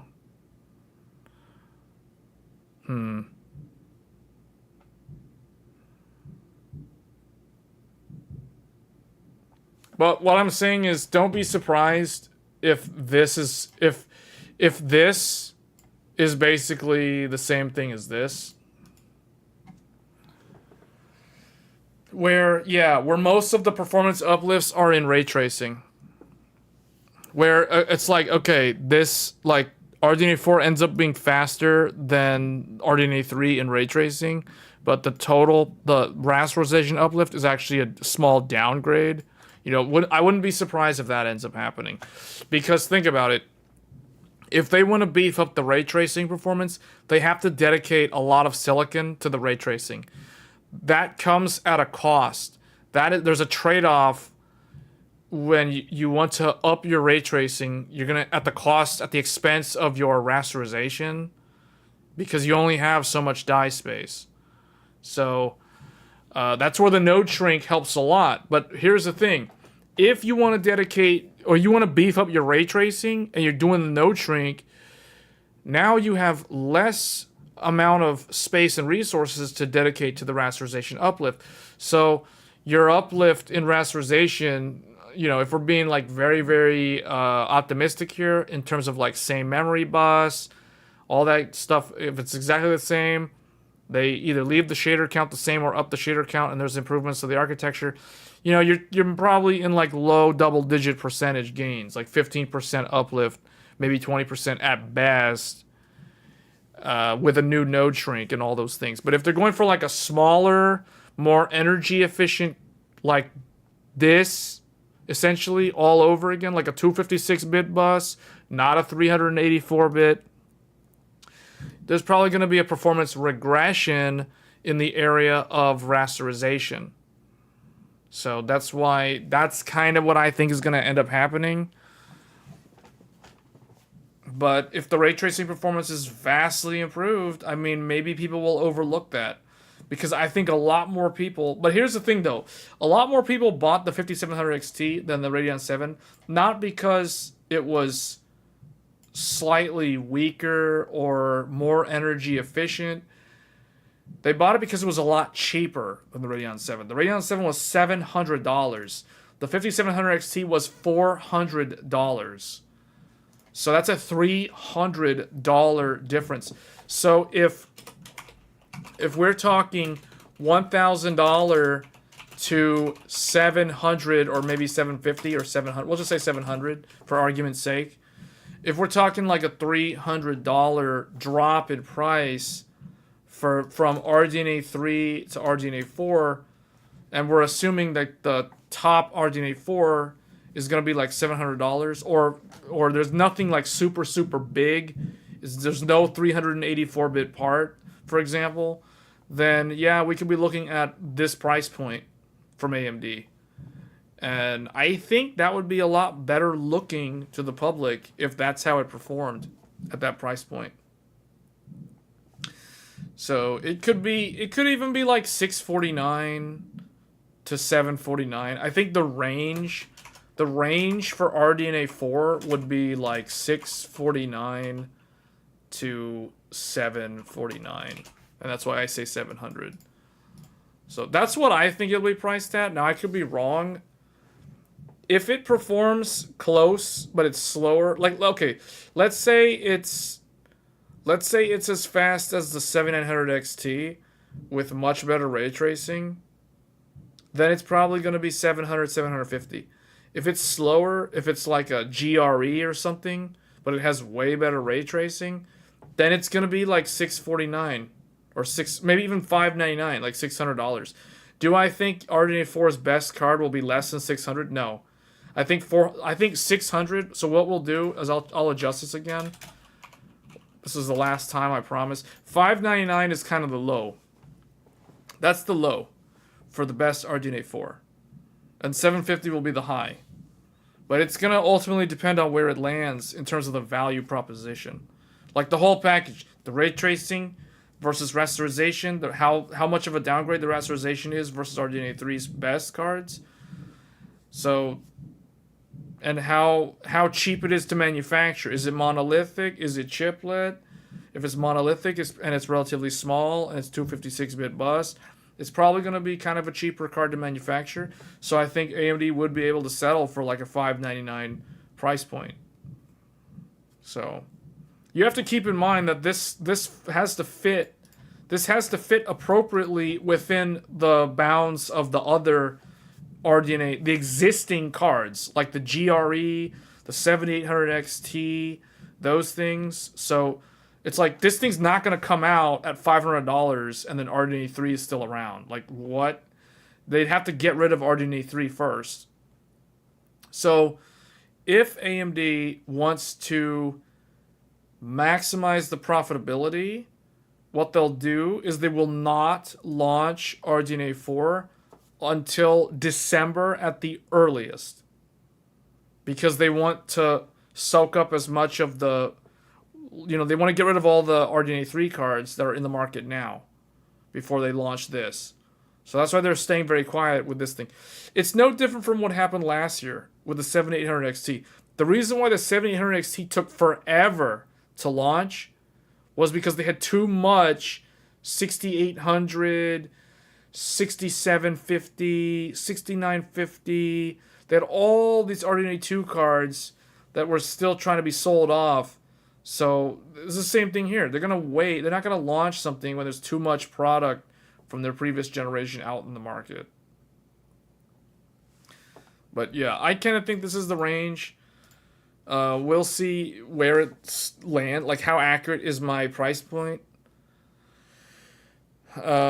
I think this is a good value at 600. It's a very good value because it's essentially, you're getting close to XTX, but it's significantly cheaper than XTX.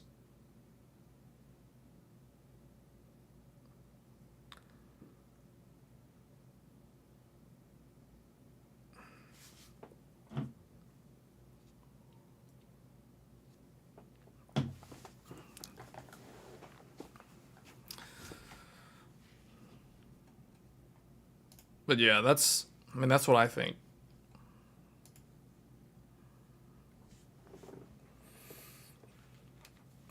I don't know. RDNA 4 could be very interesting. It could be interesting in the same way that the 5700 XT was very interesting. You never had an NVIDIA GPU, so if AMD does not do high-end, I will go 5080 or 5090 for my first NVIDIA GPU. What? Wait. What? You're on the... Who's on the 6700 XT? Somebody said earlier they're on 6700 XT. They went from Vega 64...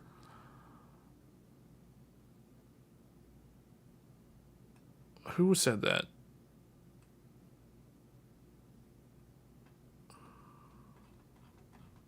Oh, it's Max. Okay. Well, what GPU are you on right now? You never had an NVIDIA GPU? I don't think RDNA 4 will be more than 500 if they are not targeting above 4080 level.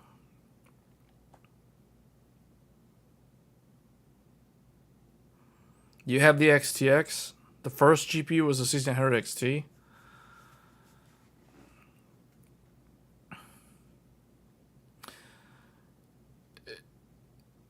Well, see, okay. The thing is, you have to look at where, like, they're going to have to pick and choose what this RDNA 4 is supposed to be.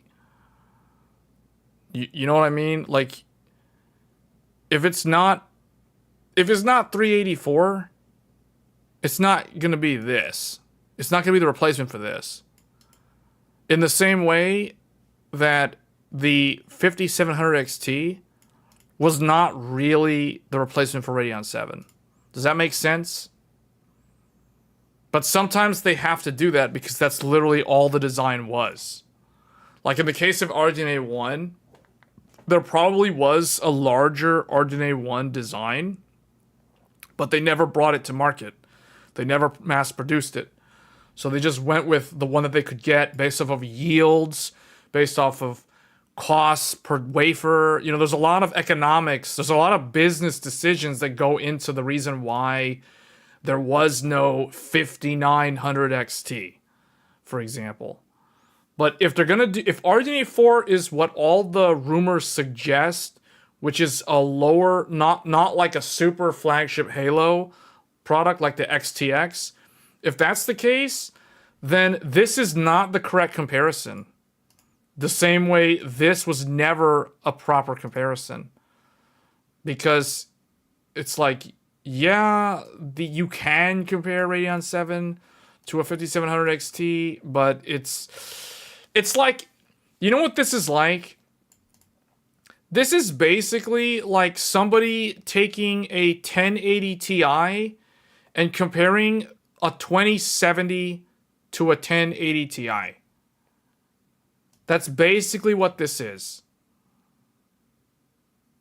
You know what I'm saying? Like, that's exactly what this is. So, they would... Only AMD would know, because I don't know if the RDNA 4 is the 256. I don't know if it's a 384 or a 320 or a 192 or a what. I don't know any of that stuff. But what you would want to do, ideally, is you would have to look at, okay, what is the die size? What is the memory bus? What's the VRAM amount? And then you would try to figure out, okay, what's it supposed to slot into? Is it like 70 or 700?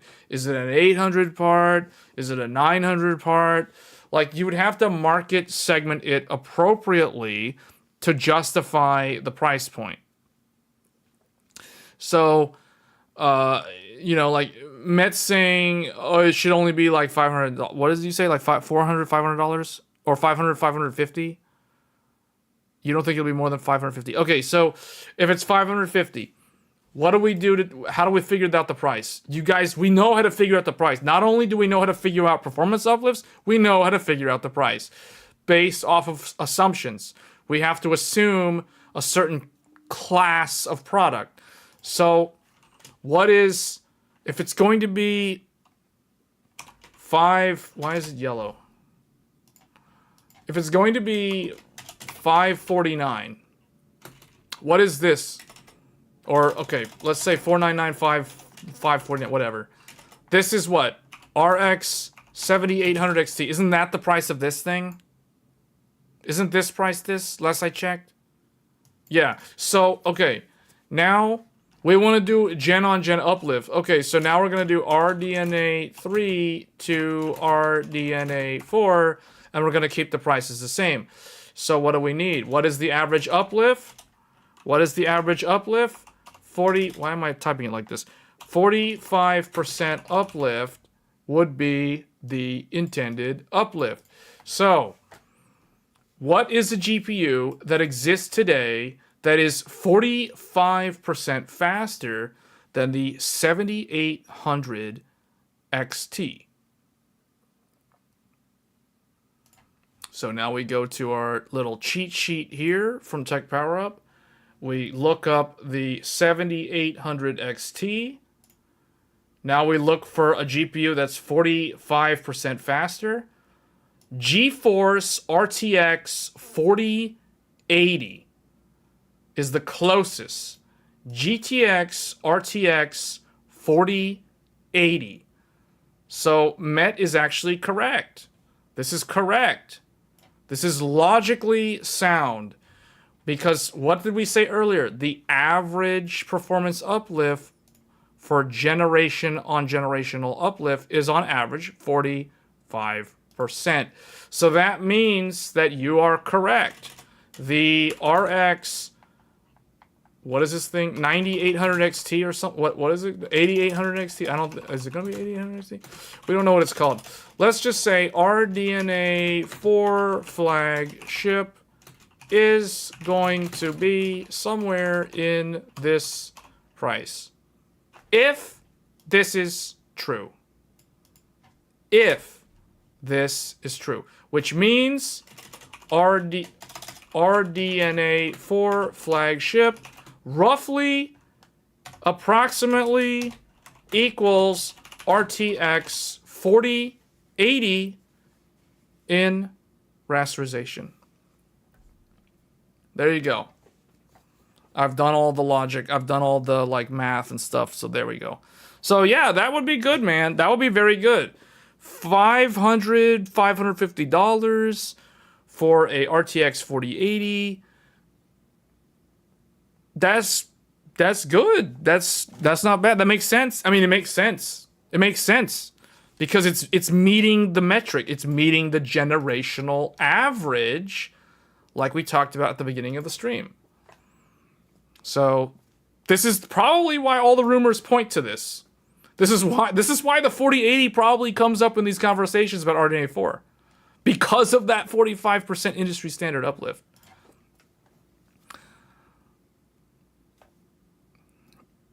Rumors for RDNA 4. Yeah, there you go, HDZ. I solved the rumor. I solved the code. There you go. If we're going 45% uplift, because that's industry standard average from generation to generation. So if you pick and choose, see, this is why I said it's very important to pick and choose correct market segmentation. Because this is why I said earlier, this is not the correct comparison. You don't compare a big 384 to a small 256. It's not correct. They're targeting different users. So this price, I was wrong, but that's because I was making different assumptions regarding what the RDNA 4 flagship is. Now, when we start talking about... Now, that doesn't mean I'm 100% wrong. It depends on what it is. If the RDNA 4 flagship is a 256-bit bus with 16 gigs of VRAM, if that's true, then we can now add 45% uplift, assume 45% uplift, because that is NVIDIA and AMD's average, wherever the AMD one went. But you guys understand that now. I've made that point clear. So if this is true, then, and prices stay the same, no price adjustment, then that's it. We've derived it. So we now know. Now, not only do we know how fast RDNA 4's flagship will be, we also know how fast Battlemage is. This will roughly equal RTX 4070. So this makes for some very, very interesting content. Very interesting. Wow. Very, very interesting. This is so interesting. Wow. So we got RDNA 4 for $500 to $550, which is RTX 4080, $500. Then we have Battlemage flagship for $400 to $450. So now let's do, so price range for these. This one is $499,549. This one is $399,449. Now, the question is, how does this... Okay, so the question now is, does Intel and... or does Intel and AMD working together indirectly, does this disrupt the GPU market? Is this a disruptor providing RTX 4070 performance for $400, providing that's Intel. Then AMD providing RTX 4080 performance for $500. Which the question becomes, are they disruptive, and which one of them provides the better value? Both of them will have 16 gigabyte, both 16 gigabytes of VRAM. So which one looks more impressive?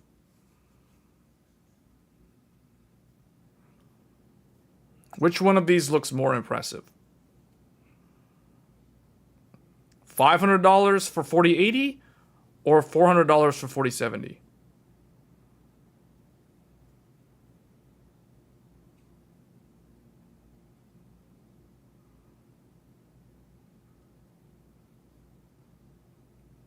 What do you guys think? Which looks more impressive? RDNA 4 or Battlemage?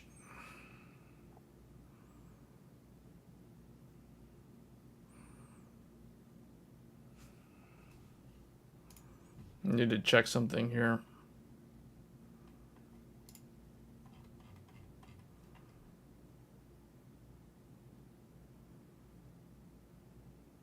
You would go RDNA 4?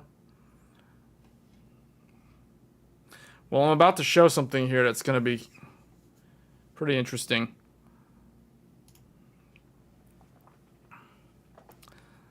Okay. This is going to be interesting. Okay. Hold on. I got to do some math real quick. So, 4. Okay. So, RDNA 4 will be 60% faster than Battlemage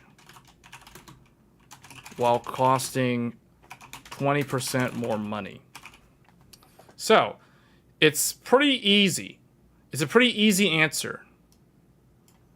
This is the statement of the entire evening. There. That is like that's the answer. RDNA 4 will be 60% faster than Battlemage while only costing 20% more money.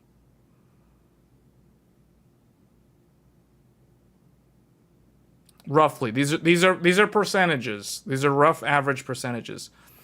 Where did I get this number? This is the difference between this is the difference between a 4080 and a 4070. A 4080 is 60% faster than a 4070. So if the RDNA 4 is roughly a 4080, it's 60% faster than a 4070, which means it's 60% faster than Battlemage. At only 20% more. So if this price point is true, this GPU will be like a home run success, because that is basically legendary value right there. That is legendary value, if that's true. Now, let's do something different. Now let's figure out if AMD prices it at this price range? Now I gotta do some math again. Because my initial assumption was like $650.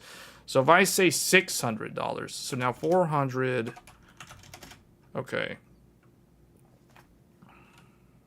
So 33% more. Okay, so if RDNA 4 is 600, it is still 60% faster, but it's 33% more money than Battlemage.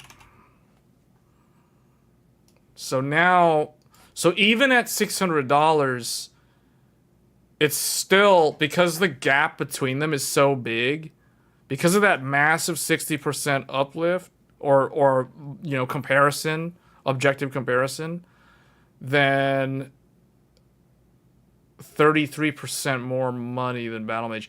Like, it's still better value at this point, because it's still not 1-to-1. You see what I'm saying? So that's the reason why AMD could price it higher. They could do $600, because this is at 600. I can go even higher. Now let me do the high end. Like, let's do 749. So if we do 749, okay, so that's where it starts.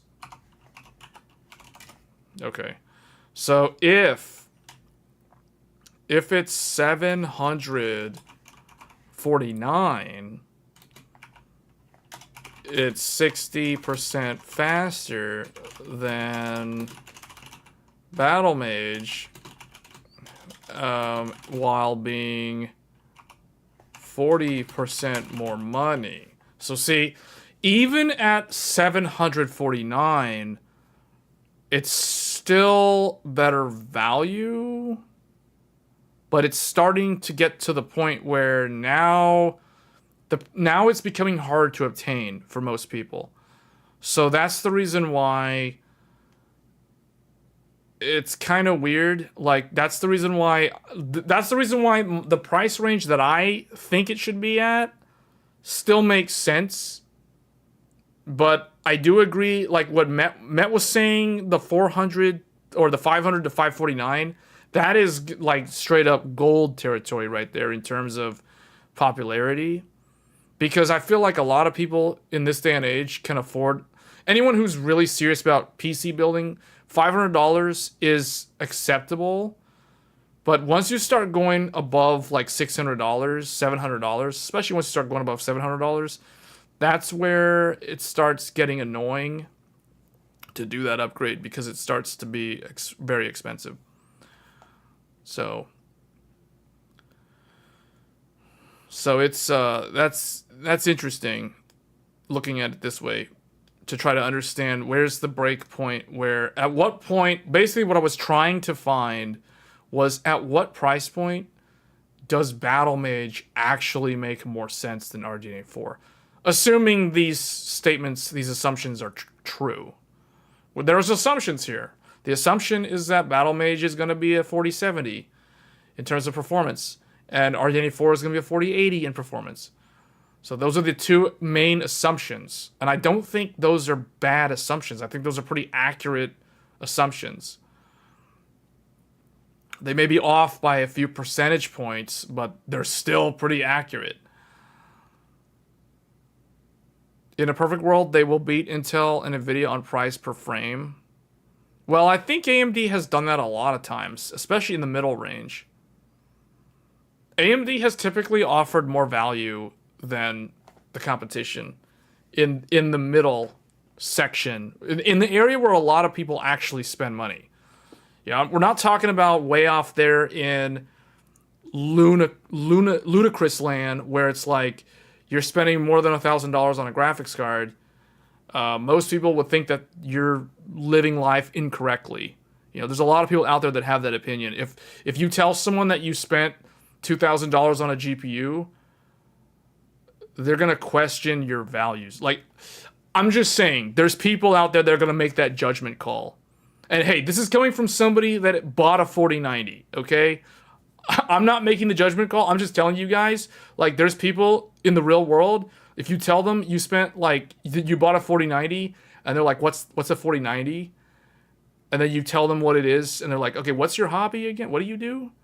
Oh, you play video games. Oh, that's cool. You know what I like to do? I like to hunt, and I like to play golf. Maybe you should try doing that. You know, like touch grass. Like, those type of people, you know, that kind of stuff. So, so it's like, that's what I'm saying. Like, some people, if you start talking about, like, oh, I bought a GPU, and it's, you know, I spent like $1,600 at Best Buy to get that 4090 Founders Edition. And I'm like, what is that again? Oh, that's like a thing for video games or something. Like, that's a lot of money. Really? They cost that much money just to play video games? Like, what? What is that? Like, what? Like, why don't you just buy the cheaper one? Like, there's this 7800 XT. It's like $500. Why don't you just get that? You know, like, what? Like, there's people that will make judgment calls. They'll judge you on stuff like that. I'm just saying, like, that happens in the real world. That's just how life is. I'm just saying. I'm just keeping it real. Like, that's how it is. Anyway, don't you mean the more you buy, the more you say? Oh, we're not doing that again, man. That gets old real fast. The more you buy, the more you save. I don't want to do that again on stream. I think I did that a lot earlier back in June. AMD can't go higher than $550 for RDNA 4. 8800 XT, or what? Can't go higher than that if they want to keep dominating the mid-range. They're not really dominating the mid-range, though, man. They're not. NVIDIA's still the king of the hill when it comes to every single target point in the market. AMD's very competitive in the mid-range, but the reality is NVIDIA still outsells them. So what AMD's going to have to battle is they're going to have to contest Intel. They cannot let Intel gain momentum. See, the strategy is AMD cannot let Intel gain momentum over them in the area where they're very strong. Because the reality is people will say, okay, from a pure market share standpoint, NVIDIA stands to lose more than AMD because NVIDIA has a larger chunk of the pie. You know, like if AMD's starting off with a sliver of the pie and NVIDIA has almost the whole pie, then you introduce Intel. As Intel increases market share, NVIDIA's large chunk is the one that's going to concede more rapidly than AMD's, because AMD's is already small to begin with, so their percentage cannot go down as quickly as NVIDIA's larger percentage. However, the reality is NVIDIA's brand dominance is so strong that AMD's the one that actually is at a bigger threat of losing the momentum in the GPU space, in the gaming space, because a lot of people don't even know who they are, quite frankly. So that's the reason why they're the ones that are going to have to do battle with Intel's Battlemage more decisively. NVIDIA doesn't literally, like, they don't have to do much of anything, to be honest. Like, Battlemage will show up. People will think it's interesting. Oh, that's cool. What is that again? Is that a video game? What, Battlemage? What is that a MOBA? Is that a gacha game from the Chinese? Like, what is Battlemage? Oh, it's a hardware. Is that like an Asus phone? Like, what is the Battlemage? Oh, it's a graphics card. Wait, why is the graphics card called Battlemage? You know, that's how people's response will be to Battlemage initially. Then they're gonna see the Linus videos. They're gonna see all the videos about the reviews and stuff, and like, okay, yeah, whatever. But I don't care. I'm just gonna buy Nvidia. You know, like, that's most people's attitude. That's most people's attitude. But the thing is, the people who have the AMD cards, like AMD is gonna have to defend from trying to lose those people to Intel, because I feel like the people who buy AMD cards are more open to switching. Like, they're more open to trying different technology, like trying different vendors.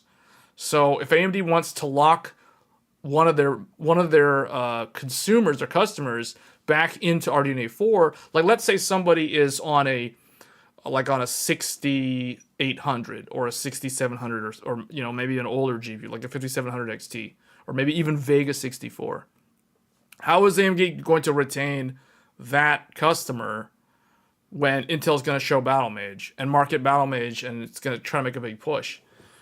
All the while trying to defend against someone just going to NVIDIA just because, like, you know, like everyone else they know is on NVIDIA. You know what I mean? Like, it's a tough spot to be in. It's a very hard spot to be in. Imagine AMD makes 12 gig VRAM the baseline. I mean, what does that do? Like, supposedly AMD and NVIDIA baseline for next GPU will be 12. I'm pretty much AMD only unless someone wants me to build a system with NVIDIA.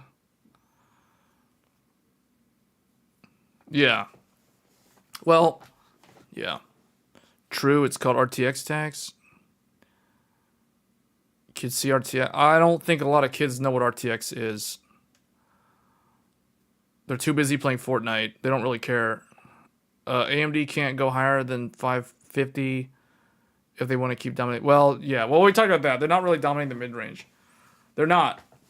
And all the people who tried to say that the 7900 XTX outsold 4080, those people are completely incorrect. They are factually incorrect. The 4080 outsold the XTX a lot. By a lot.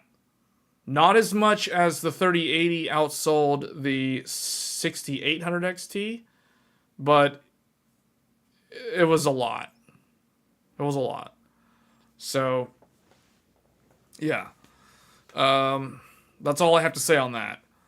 But this is very interesting. This has been a very interesting exercise. I didn't think about this too much until now. Like, this is a very interesting analysis.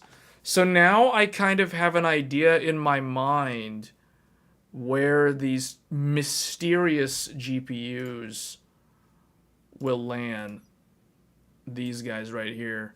Because we don't know a whole lot, but now we actually have a face, an existing product to assume where these two will land. So if RDNA 4 is a 4080 for $500 or $550, that is very good value, because that means it's basically like it's like less than half the price of a 4080 for the same performance. That is like insanely good.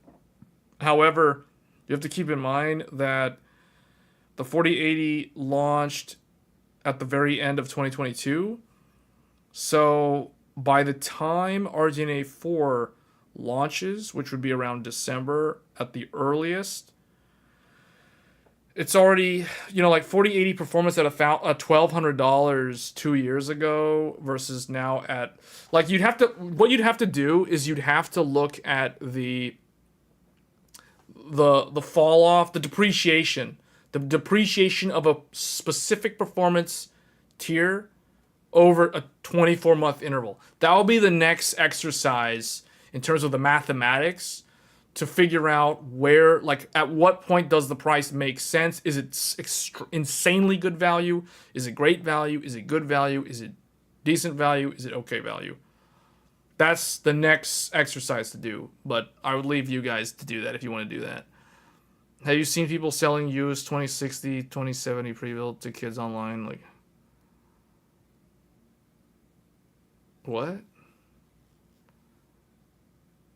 Who are these kids, though? Kids buying GPUs? I don't know of any children buying GPUs online. That, I mean,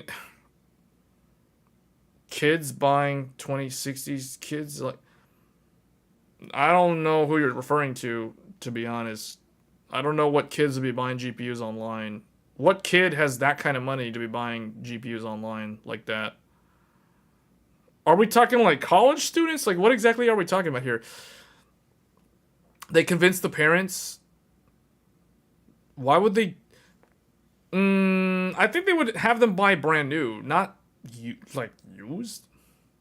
15-year-olds buying used? Why would they buy used? They would just convince their parents to, like, get them a new one from Micro Center, and they would just promise to mow the grass for the next 3 years or whatever. You know, like that's what they would do. Like, I mean, that's what I would do if I was in that spot. I wouldn't ask my parents to buy a used GPU. Like that sounds weird. Like they would want to get a new one, but I'd have to convince them, and I'd have to like show the value proposition there. But still, like, I mean, I'm just thinking like if it was me if I was a kid in this day and age, I'm not buying no used 2060s. I'll tell you that. Even back when I was a kid, all the GPUs that you guys saw in my GPU collection video, I was a kid when I got like some of those older ones. Those are all bought brand new. I never bought a used GPU as a kid. That was weird. I mean, that'd be weird. Buying a used GPU? Why? I don't think kids are on PCs much. At least the ones you know are all on their iPads. Yeah, Roll, I'm kind of with you on that opinion. Although it depends. Like, if the kids play, like, Fortnite and stuff, then yeah, they'll probably be on the PC. But they don't need like, super high-end hardware for something like Fortnite. The other thing, too, is most kids nowadays that play, like, online games, like, mobile games, can be played on the phone. Like, Genshin Impact, Honkai Star Rail, you know, all those random, easy-to-pick-up and play games that are just dopamine hits and stuff like that. Those are all played on smartphones. In fact, mobile is the biggest market for gaming. And a lot of kids are on mobile. On tablets, iPads, phones, laptops. You would quicker get a laptop for a kid than over a desktop. Oh yeah, for sure, man. Like if I'm sending a kid to college, they ain't getting no desktop PC. No, you're not gonna take that to a dorm room. No way. No, you get a laptop to go to class with, to do all your schoolwork. You're not getting no desktop. I ain't helping no kid get no desktop if they're gonna go to college. No, you get a laptop. That's it. That's it. Phones are not that accessible. Phones are not that accessible where you are? Really? I feel like phones are kind of like a standard. I don't know of any place that I could think of where it's more common to have like a mobile, like a laptop over a phone. I'm just telling you guys, like when I was in college, when I started college, I had a laptop. I started college with a laptop. I remember one of my uncles gave me $200 when I graduated high school. His graduation gift to me was $200. I used that plus the money I earned mowing grass for like a month and a half to buy a laptop.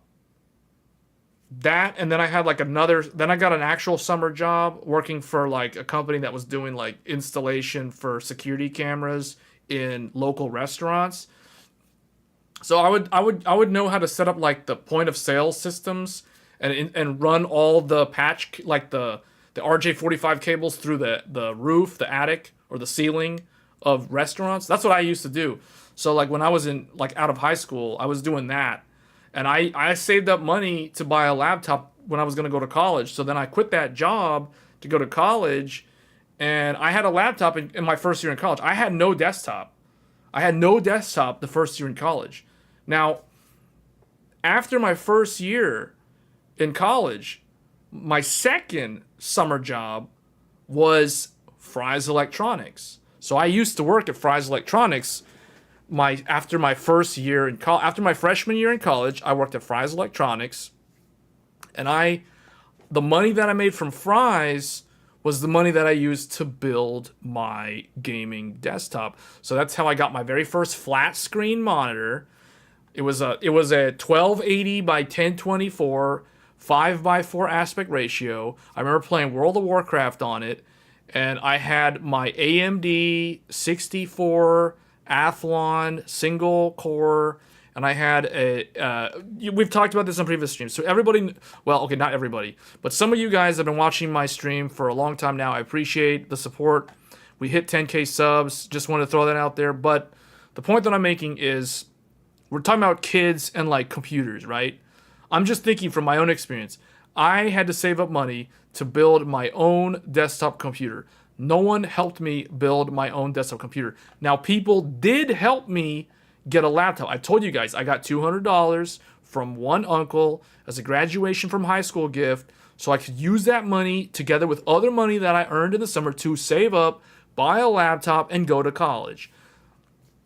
So I started off with the laptop, but then I built my own gaming desktop after the first year of college working at Ryzen Electronics, and that's how I got into PC hardware. Although I did get into PC hardware before that, but I could never afford any of the computer parts as a high schooler, if that makes sense. So when we're talking about kids, I'm just thinking like if it's high school kids, they're not going to have a desktop computer. The vast majority of high school or even middle school kids don't have desktop computers. The parents also, if the parent is a good parent, they're not going to want their child to waste their time on the internet, literally melting their brain from social media and like wasting time gaming and all this other stuff when they should be studying to be able to get into a university or at least learn some marketable skill that will allow them to be successful in the real world. So that's the reason why when it comes to desktops, my view, like if it was my child, they aren't getting no desktop gaming computer until they're like at least like 16, 17, because at that point they're old enough to understand how to prioritize their life so they know, okay, they have this balance, you know what I'm talking about? So you got your first desktop when you were 20? Yeah, man, same thing. I built my first desktop when I was, I think, 19. I was 19 when I built my first desktop, or maybe I was like, well, I think I was around 19. I'm pretty sure I was around 19. Maybe I was 18 and a half or something. But yeah, like that was when I did my first desktop, and I had to save up all the money. No one helped me. Nobody showed me how to put the computer together. You know, like back then, there was no like Linus and Jay and all these people on YouTube showing you how to do everything. There was none of that. You had to open the little pamphlet, the motherboard manual. I was like, okay, thermal paste, this thing, yeah. So that's how I did it. So you had a desktop but not gaming for most of my life. Laptops were not affordable. Well, I had a cheap Toshiba laptop.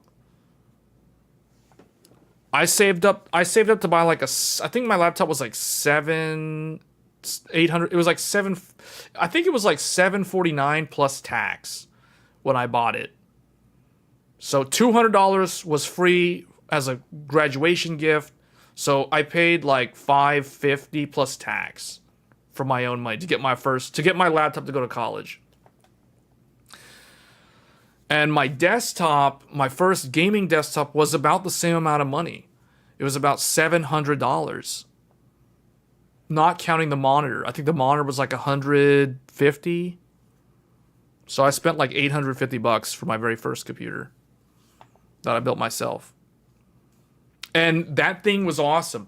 I could play Half-Life 2. I could play World of Warcraft. I could play Guild Wars on it. It was like the best thing ever, man. Having a gaming desktop for the first time ever.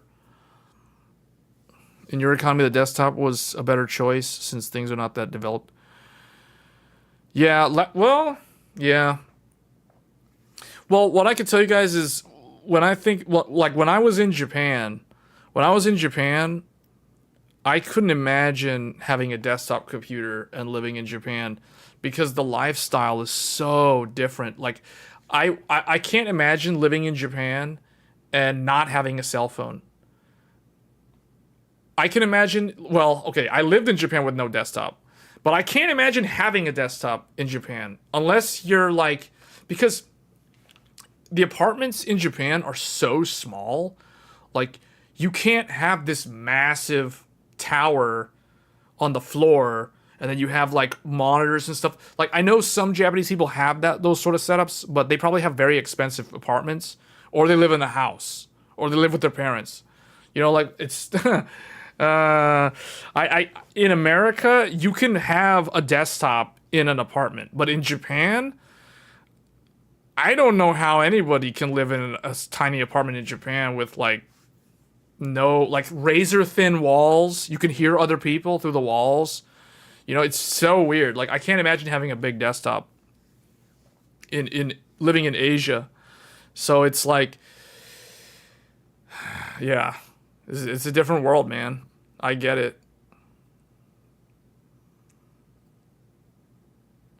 You have a laptop for emergency traveling and download my desktop BIOS.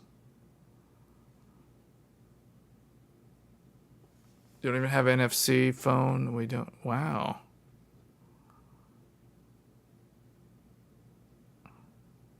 Well, tap credit cards were not super old at this point. I think they're still relatively new.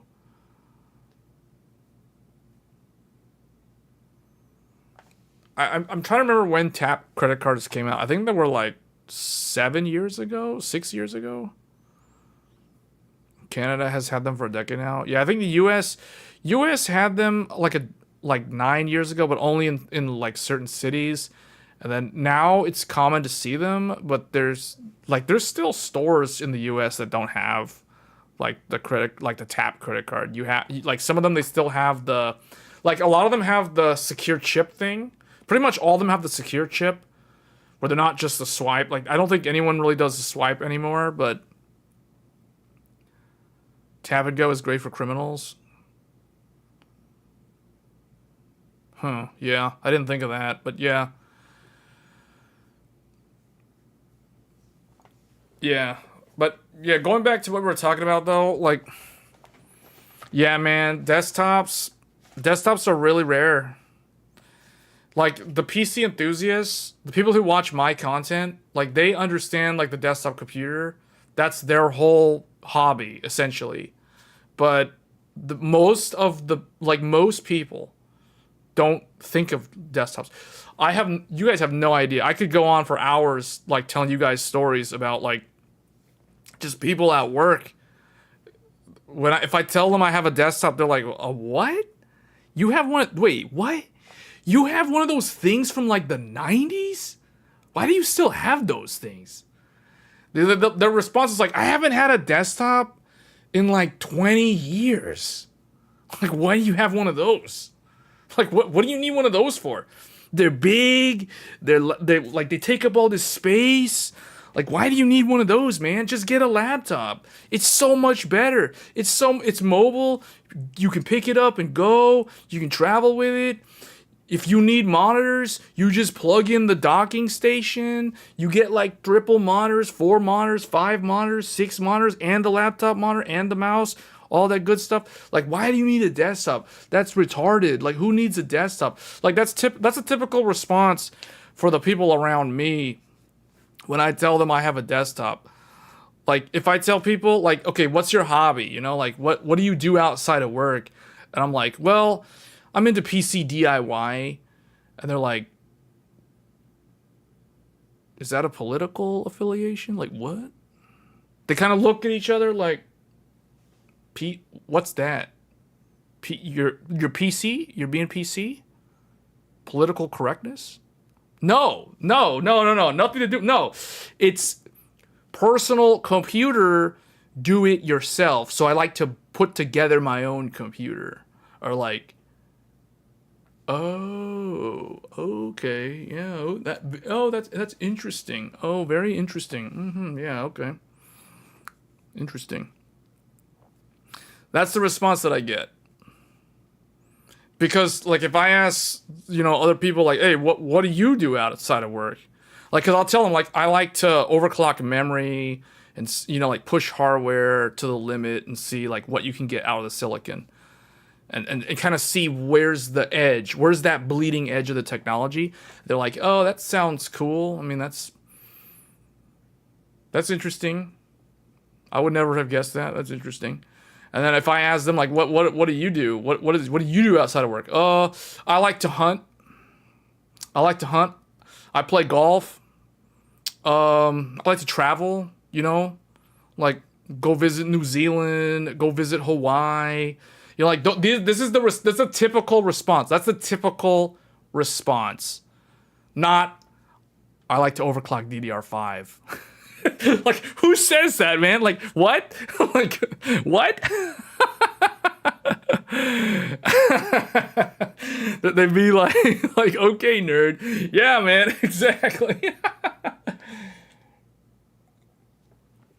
I like to go deer hunting, turkey hunting. You know, like, because, you know, like, back in the pandemic, I remember having these conversations with other people. Like, I was like, man, computer hardware is so expensive right now. It's so hard to buy electronics. And they're like, yeah, you know what's also really expensive right now? Ammo. Ammo prices are like way up right now. Like buying bullets, it's like so expensive. And I'm like, oh, I didn't know. I had no idea, man. I didn't know. I didn't know. I'm not a hunter. I don't know. So it's like, that's interesting. I guess everything is short on supply. And like, I can't buy a car because the car is like, you know, 16 months to wait for the cars to show up from wherever, from Mexico or whatever. Ammo's more important, especially for the future. Yeah, well, I mean, I'm not saying it's not important, but I'm just saying, like, I didn't know there was shortages on that. But yeah. So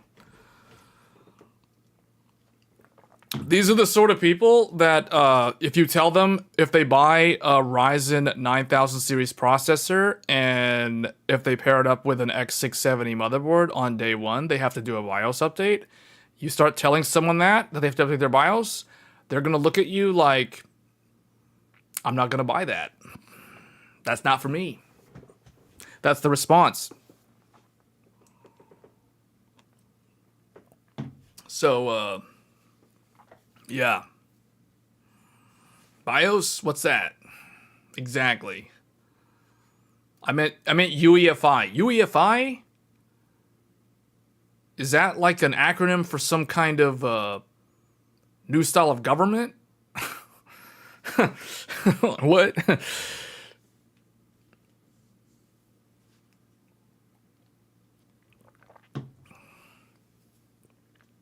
Ammo prices are crazy. Oh, so they never went back down?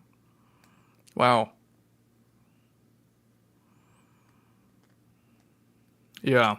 That's interesting. So it sounds like they never really went down in price then. If you're saying the ammo prices are crazy, then they never really went down. Although computer hardware prices never really went down either. Although DRAM went down. DDR5 went down in price.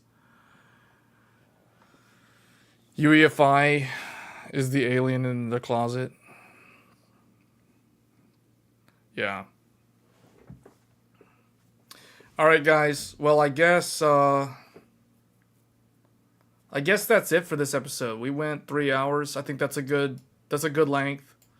I may chop up some parts of this video. I might make the discussion about RDNA 4 and Battlemage its own video at some point. It'll be like more of a speculative video, just like I did with Battlemage, or not Battlemage, with Blackwell. Motherboard prices are still what they are. They've gone down a little bit, but for the most part, they are still very expensive. Yeah, and I don't think that's going to change with... I don't think it's going to change with Zen 5 or Intel's new CPUs. So, alright guys, I think what I'm going to do now is I'm going to go ahead and end the stream. This was an interesting one. I usually on these type of streams where I don't have anything really planned ahead of time, they end up creating weird speculative content like with what we derive. Because I'm actually shocked that we've derived this. Like, Battlemage equals 4070 with this price, and RDNA 4 equals 4080 with this price. This is very, very interesting. So I might actually I might turn this into its own separate video later.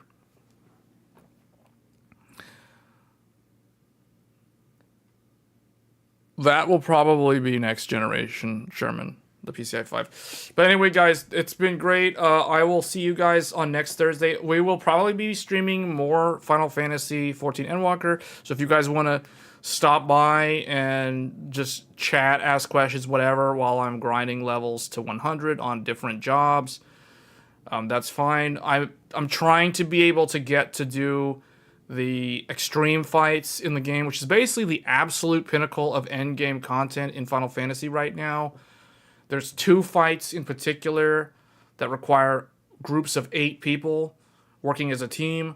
I want to be able to experience that content while it's new, so I'm trying to get my tank and my healer up to 100 so I can fill any role. Currently, I can only play as a DPS because that's the job that I finished the story on. So that's my level 100 right now.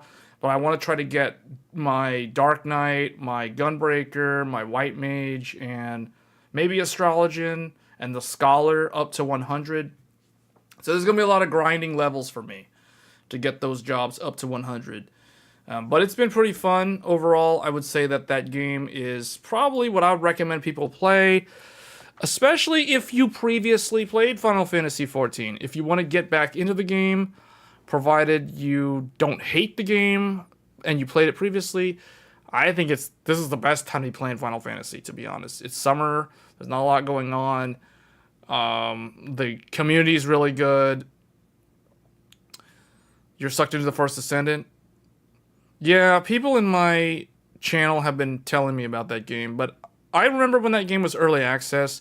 I personally was not that impressed with it, but I might try it out. But I'm not a big fan of it so far from what I've seen and what I've heard. It seems kind of like a mixed bag. But yeah, Final Fantasy is really, really good quality. Yeah,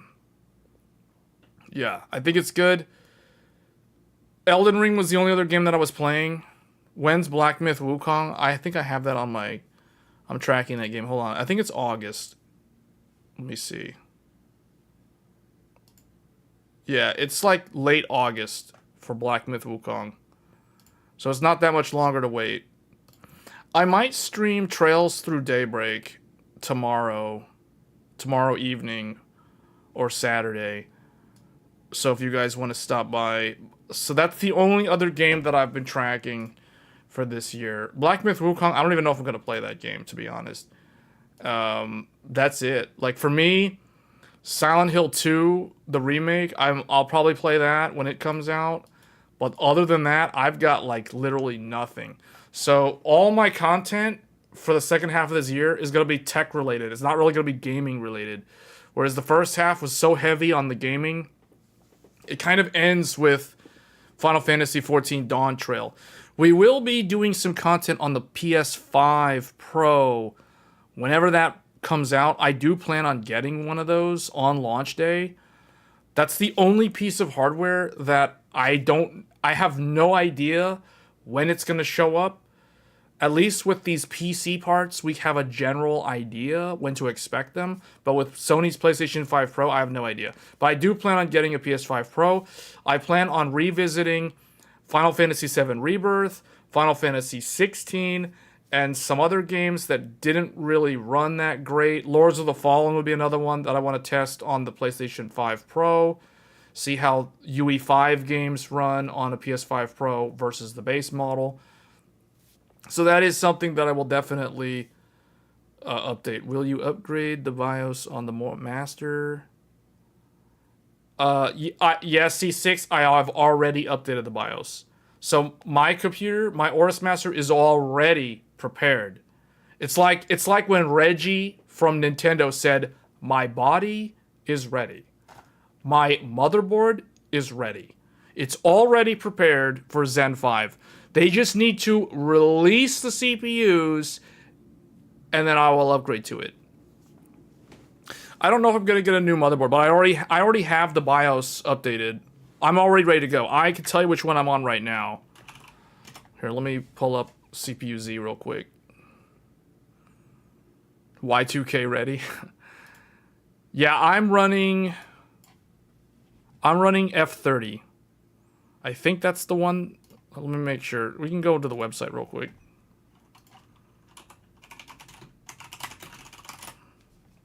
X670E Aorus Master.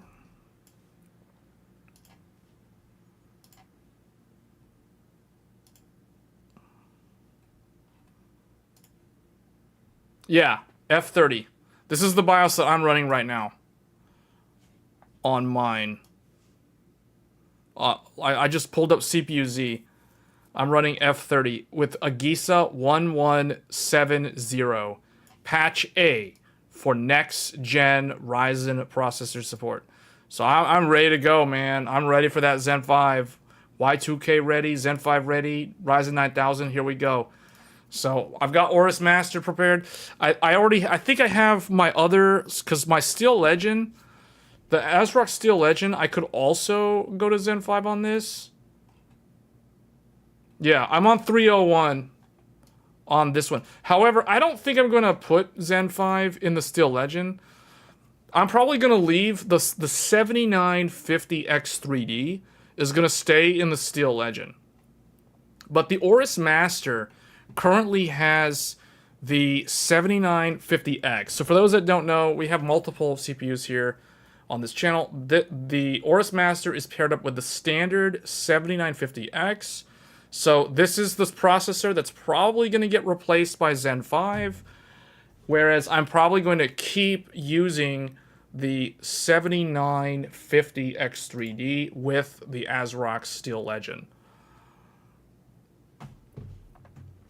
Stays in. Yeah. Yeah, we'll see. I think it's going to be an interesting overclocker. I think it's going to be an interesting CPU overall because it's so much more efficient than the current generation.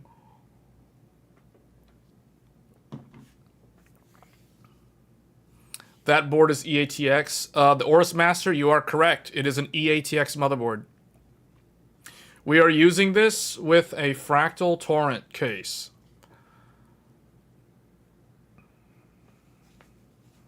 Yes, it's an EATX board. I usually go for EATX, personally.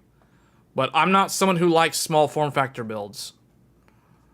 I go with the big builds. So, like, for example, Fractal Torrent. This is the case.